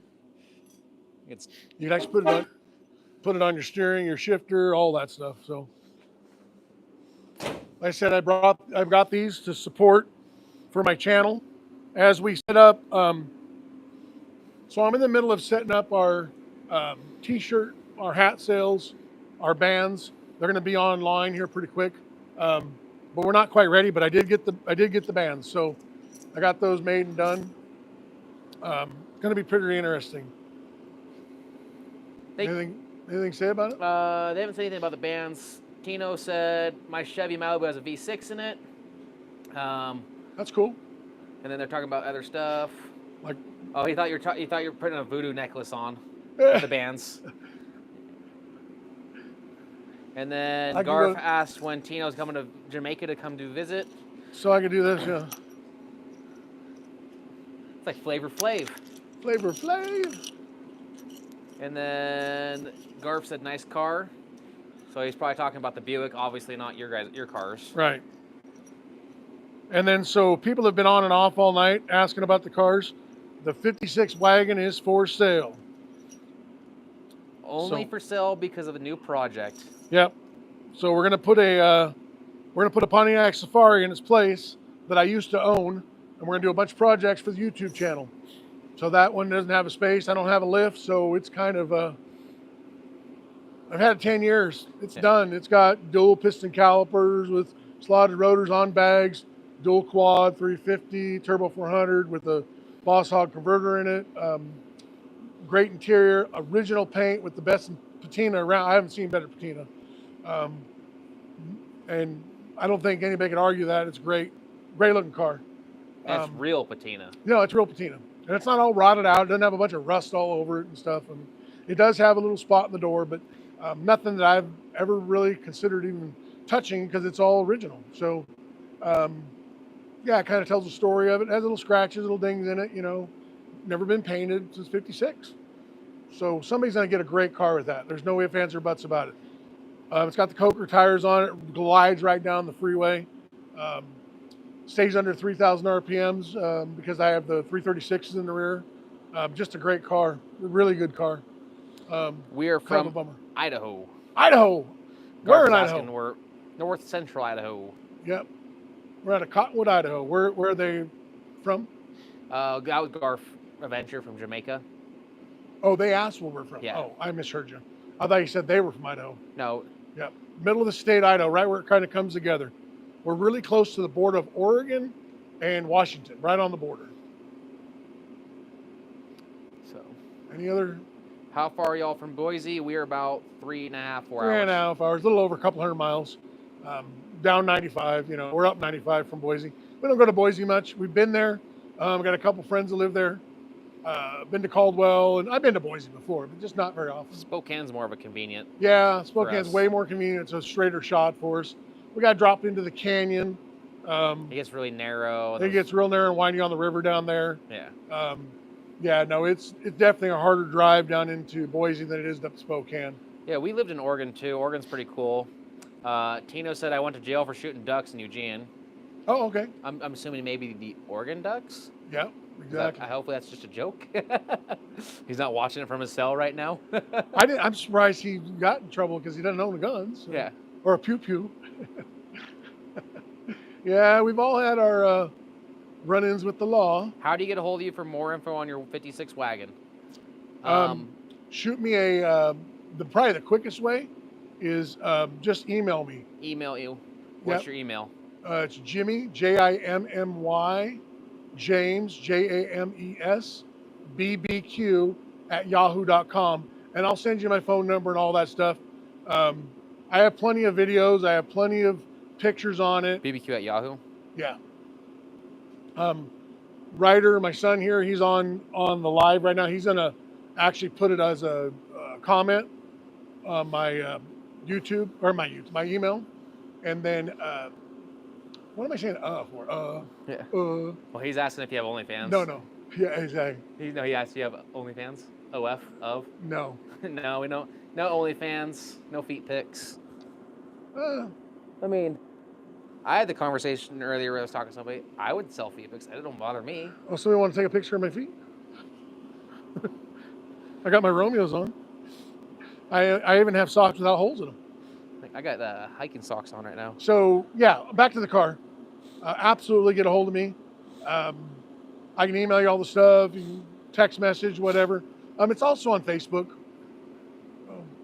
And I put it online everywhere. So, if you want to look at it real quick, I don't know if you're still on. But it's an MP. And like I said you can never sell this car, but I understand why, because of the situation of the new project. So there it is on the inside, all done. Upholstery's in good shape. It has a freaking really good running 355 Chevrolet in it. 30 over TRW flat tops in it. We keep the green soap on there so no mice come in this thing. And we don't have any mice anyways, but we keep it on there. And then it is TRW pistons, flat tops in it. It's just under 10-1. It has a pocket ported head on there. It's got a 268 comp cam, dual quads with the AVS 2s, steel crank, 4-bolt, blah, blah, blah. It's got great oil pressure, doesn't overheat. It runs nice. What horsepower is it? People ask a lot. I don't know. It's probably 350 horse. It's enough horsepower. It's enough horsepower. You won't burn the tires. Car. Yeah, I mean, I don't do any of that stuff. So I have a 55 Chevy that I burn the crap out of the tires on. This thing we just drive and cruise. I don't feel the need to do that. Yeah, it'll get up and run. No problems there. It's got a turbo 400 in it. I put the Boss Hog converter in. I've had Boss Hogs in both these, and it's the 9.6 inch converter. I like small converters. Cars rev good that way. And as long as you have a good cooler on them, they don't heat up. Turbo 400, but the stall's 2400 in here. So it runs real good with that stall speed. It locks up, doesn't get hot going down the road. 336 rear end gears. It has dual piston calipers with drilled and slotted rotors, on bags, 2-inch drop spindles in the front. It has A-arms in it. It has the tubular A-arms in the front. It's air over bag, ride tech in the rear, air over leaf. Let's see, what else is there? And the reasons for sale is a 56 Pontiac Safari wagon project Yeah, so we're building the Pontiac Safari. that you 56. owned at one point. I've owned it about 12, 13 years ago. Got in a situation I needed to sell it. Guy never did anything with it. It's been sitting in his shop ever since. Contacted me. We're building it for our YouTube channel. We want our channel to take off. This car, there ain't much building left on it. There's not much I could do to it. And I can't sell my dad's 55. Not gonna sell my dad's 55, let's put it that way. So this car, as much as I absolutely love it, if I was extremely rich and I had a bunch of lifts in here and could do all that, this car would not go an inch. But to do what I need to do to move forward, it has to go. That's just the hard truth of it. Yeah, we're gonna kick ourselves in the butt. So MP said, I'll be in contact with you tomorrow. And then he also put, it is what I'm looking for. I was going to ask you if you were interested in selling that car last week. Oh, cool. So yeah. This sounds cliche, but somebody that wants it really means something to me on this car. Because we've had it for 10 years. Yeah. So, you know. I mean, and like, you know, once the car's sold, obviously it's no longer yours. I just hope the person that buys it values the patina. You cannot get this. This is 70 years in the making. Yeah, and it's super shiny and smooth, and I've done a lot of work to it. It didn't look like this when I got it. I took and did a Comet wash to it, and then I lightly color sanded some of this stuff, and then I took a buffing wheel to it, and I've buffed it a few times with number 1 all the way up to number 5 of McGuire's, and then just brought the shine back on. And you can see, you can't really tell on camera, but it's super, super smooth and super shiny for patina. I mean, that's first thing you get. People go, why is it so smooth and shiny? It's funny, at a car show, people touch this car. Oh, they lean on it, lay on it. Which is fine. I don't care. It doesn't hurt nothing. But it is real shiny and really well done. It just looks good this way. I love it. I really do. I'm going to be a little bummed with the Safari because the Safari is not going to be patinaed. The guy already put a primer on it. And I know what's under it. When I bought it, I know exactly what they did to it. I've been all through the car. I might be able to get the primer off and get to the original paint. I'm going to try, but that's just probably not going to happen. So, and it does have a black fender on it. So, Adventure Garf said, one like in it, Manchester, Jamaica right now, check mark now, Jimmy. I don't know what that means. All right. And then Tino, Idaho is a very friendly state. They don't judge people at all. The only thing they don't want is someone coming here and changing Idaho. Yeah, no, so those comments, they're wrong. Yep. No, if you just come in here and do you. They don't care who you are or what you are. So we came from California. I'm born and raised in Sacramento, California. So I'm right in the heat of all the political mess and, you know, all that. That's where I grew up. And I've lived in other parts of the state. I lived in Oregon for a while, so I've lived in other places. So I kind of know. Lived in the mountains. Yeah, I've lived in the hills. In fact, when I showed up, I had a snowplow. So, yeah, they've accepted us. In fact, we've become friends with a lot of them. I'm hoping right now my neighbor's watching and have been watching. We've been on a long time. He probably turned it off. So, he probably found some basketball to watch. Yeah, he's watching basketball. He's like, I see that guy walking all around. Absolutely, you know, and we appreciate where we live. We are very fortunate where we live. We are very excited about where we live. Everybody around here has been very accepting and cool, and we couldn't be more thankful for it, truthfully. And then Keith Hill said, drove through Idaho and blizzard once, got stuck behind some triple wide trailer for hours. 6 tractor, 3 trailer with a monster sized wooden crate. No idea it was in that 40 by 50 box. Yep, we get it. You know, where we live, we don't have much traffic. In fact, we have almost zero. And then he said, Tino said, have you seen Miss Rainey? I've been lives. And then I have family in SJ, San Jose, California, I'm guessing. Yeah. And then Garf said a whole bunch of hand waves. And then cool. Clark Miller asked where we're all living at. And it's north central Idaho. North central Idaho, up on the prairie. That's where we live, here in Idaho. Yeah, very good. So we got a lot of comments. You have 33 viewers right now. Wow, so we're down low now, finally. And we were over 100 at one point. We're near the WSU and University of Idaho. Yeah. So it's like the tri-state, right in the corners of Oregon, Washington, and Idaho. Yeah, so half of we're a ways out of Lewiston. We're 45 miles out of Lewiston, but and that's our main town. They have Lewiston, Clarkston are together. Yeah. Separated Costco's by a in river. Clarkston. And, yeah, river just runs right through the middle of it. So they're basically Washington, Idaho's all the same right here. Little different laws in each one, but There's pluses and minuses on every state where you live. right. Like I always said to people, just find a place you like, because there's always a hate and there's always a love, no matter where you're gonna live. Yep, absolutely. And it's what you make of it, and it's how you see things, you know. And I choose to see the best in things, no matter where I'm at. I mean, that's just. No, that's not a jump rope behind Jimmy. What is That's it? a electric fence or bike. Oh ride. yeah.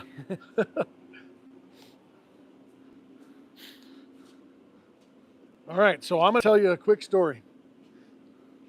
Those you push them in the ground, like so, and they go right in the ground, and then the wire goes through here and then hooks up to a box. I am not a cowboy, but I own cows. We own 3 cows. We own they're all 3 steers. One is a Tino pasture subbed. puppy. What's that? Tino subbed. Oh, okay. We needed these to keep these fools in because they only respect electricity. Cows, they crap, they eat, and they break fences constantly. So the 2 that we're going to eat are an Akaushi breed, a buddy of mine I got them from. They are amazing animals. They're really good. Keith Hill put, been seeing you guys, don't know what a Miss Rainey is. Sounds like a porn site. Don't do porn. Miss Rainey? I had some other person. So back to the steers, we're going to harvest those, and they're going to be some of the best meat we've ever eaten. We're giving them barley. We're fattening them up. It's been a great experience for me. I'm glad I did it. The buddy I got them from told me, don't do cows. You don't need the headache. Of course, he has, who knows. But I said it too. yeah, I had to do it. I think everybody should experience it one time at 11 o'clock at night, looking out there and having your steers standing out next to your shop at 11 o'clock at night with the wind blowing. Yeah, it's always fun. It's always great. Not only do you have to get them back in because they don't want to go back in. Yeah. In fact, they don't even want to move. They're just, most cows are batshit crazy. They do all sorts of, mine don't do that. Ours are cool. But they still just stand there. Yeah. And how do you move 1,000 pounds? Grain. Grain in a 4-wheeler. One person running the 4-wheeler at them and the other one with a bucket of grain. And guess what? They kind of go. But then you got to fix the fence. So now you're out there at midnight fixing fence. Push this in there. They don't like electricity. And then Tino said, I unsubbed. No thank you from Jimmy. So sorry. Miss Rainey does a live, and she's from Idaho too. Pocatello, I think. I don't know if he's joking. Pocatello. I know where Pocatello is. You've Been there. a few Almost times. moved there. I would have never moved there. We almost moved to Pocatello. That's why I was so against Idaho when you guys were talking about it, because all I saw was Pocatello, the high desert. I was like, no, thank you. Yeah, but it was close to all the other stuff. So. I was like, I'll just go to Montana or Wyoming. Yeah, I like they Pocatello. look pretty. Pocatello's nice. Tino was not joking, so he's on sub from you. He's on what? Tino said he's not joking. He unsubbed. For me? Yeah. Why? I don't know. Okay. You don't have to. Yeah. See ya. So just gonna miss out. I don't understand we did do something wrong. I don't know. Oh, okay. Yeah. Bye. Oh, because he said you didn't say thanks when I said he subbed. Oh, I said thanks earlier. Okay. Yeah, go back in the video on when he said he subscribed. Oh, maybe that's somebody else. No, did he say he was subscribed earlier? I don't know. I missed when he said subbed. I think it's Okay. subscribed. So, yeah. Well, thank you if you did, and if you don't, Yeah. that's cool too. I mean, I appreciate it. You probably don't know how much I do appreciate it, and thank you so much if you do. And if you don't, well, I'm not going to make you do it. You know, you either like me or you don't. So. Yeah. I didn't not say it on purpose. Yeah. So hopefully Tino feels better now. No, he should. I mean, I'm not trying to diss on him. Yeah. You know, and we should say thank you for some of that stuff. Yeah. And I didn't do it on purpose. I missed it. I'm not gonna lie about it and go back and say no. But I thought I said thanks to some. I don't know. Yeah. There's been so many people that have been saying it. So, and I missed when you said sub. Yeah. I was thinking. Yeah. When he said sub, subbed is a slang for like subscribe. I subbed. I was like, I don't know what he means, but subscribe. Yeah. Okay. I'm old. I mean, I don't do that LOL sub. I don't know. But thank you. So, you have 10% on your battery left on your phone. I'm getting low. Yeah. It was 100 when I walked out here. That thing takes a lot of battery, doesn't it? Oh, you've been doing it for 165 minutes. Wow. Okay. So we're going Tino to... says he's in sub now. Cool. Thank you for the subscription, for this subscribing. Thank you, thank you, thank you. Truly, for not saying it, that was just a miss on my part, and I want to say thank you so much. I really appreciate it. So, all right. Probably. Well, thanks for the sub. Thanks for all the stuff. I appreciate you. I really appreciate all your comments and questions, and thank you to everybody for that. I hope I didn't miss any. If I did, it's just, I had a lot of them going through, and I want to say thank you to everybody that participated in it. And we're going to see you on the next one. Go do the like, subscribe, all that good stuff. And we will see you on the next video. I have a couple ideas, so stay tuned. Tino says he's moving to Idaho soon. Haley, Idaho. I don't know where that's at. Oh, yeah, Haley's up north of us. Okay. And then Mr. Freeze on it said Tino's a Karen. And then Tina said, I'm a Karen. And then MP, he's the one that asked about the wagon, said, good live show. Be in touch tomorrow. Thanks. Cool. We'll talk to you then. Thank you for emailing me and all that good stuff. And Tito, thank you again for the subscribe. And I don't know about the Karen stuff. I don't know. That doesn't make any sense to me. So. And then Mr. Freeze on it said, I didn't hear thank you. I unsubscribed. Joking. What? Okay, everybody that subscribed, thank you, thank you, thank you, thank you. And then MP, if you email him, say something doesn't work, because email I think is a pain in the butt personally, but make sure just comment on one of Jimmy James' garage videos. Oh yeah. After you emailed, that way he can find it easily. Or go to my Facebook. Yeah. Because Jimmy James is not as tech savvy. Yep. And you can go on my Facebook. It's online on the Facebook. I put it on Marketplace. Just put yourself down as the Cottonwood, Idaho area. Cottonwood, Idaho area, and it should come up under 56 Chevy Wagon. So whatever needs to get a hold of you, because sometimes email's a pain in the butt. I don't know exactly. You have the Jimmy James Garage Facebook page. I do have Jimmy James Garage Facebook page that I changed over. So it's a public page. You go on that one too. And you should be able to message that. Yep. Because it's like a page on a group. So. Yeah, absolutely. So, yeah, make sure you get a hold of me. So. All right. Well, thank you, everybody. Bye. Bye. Bye.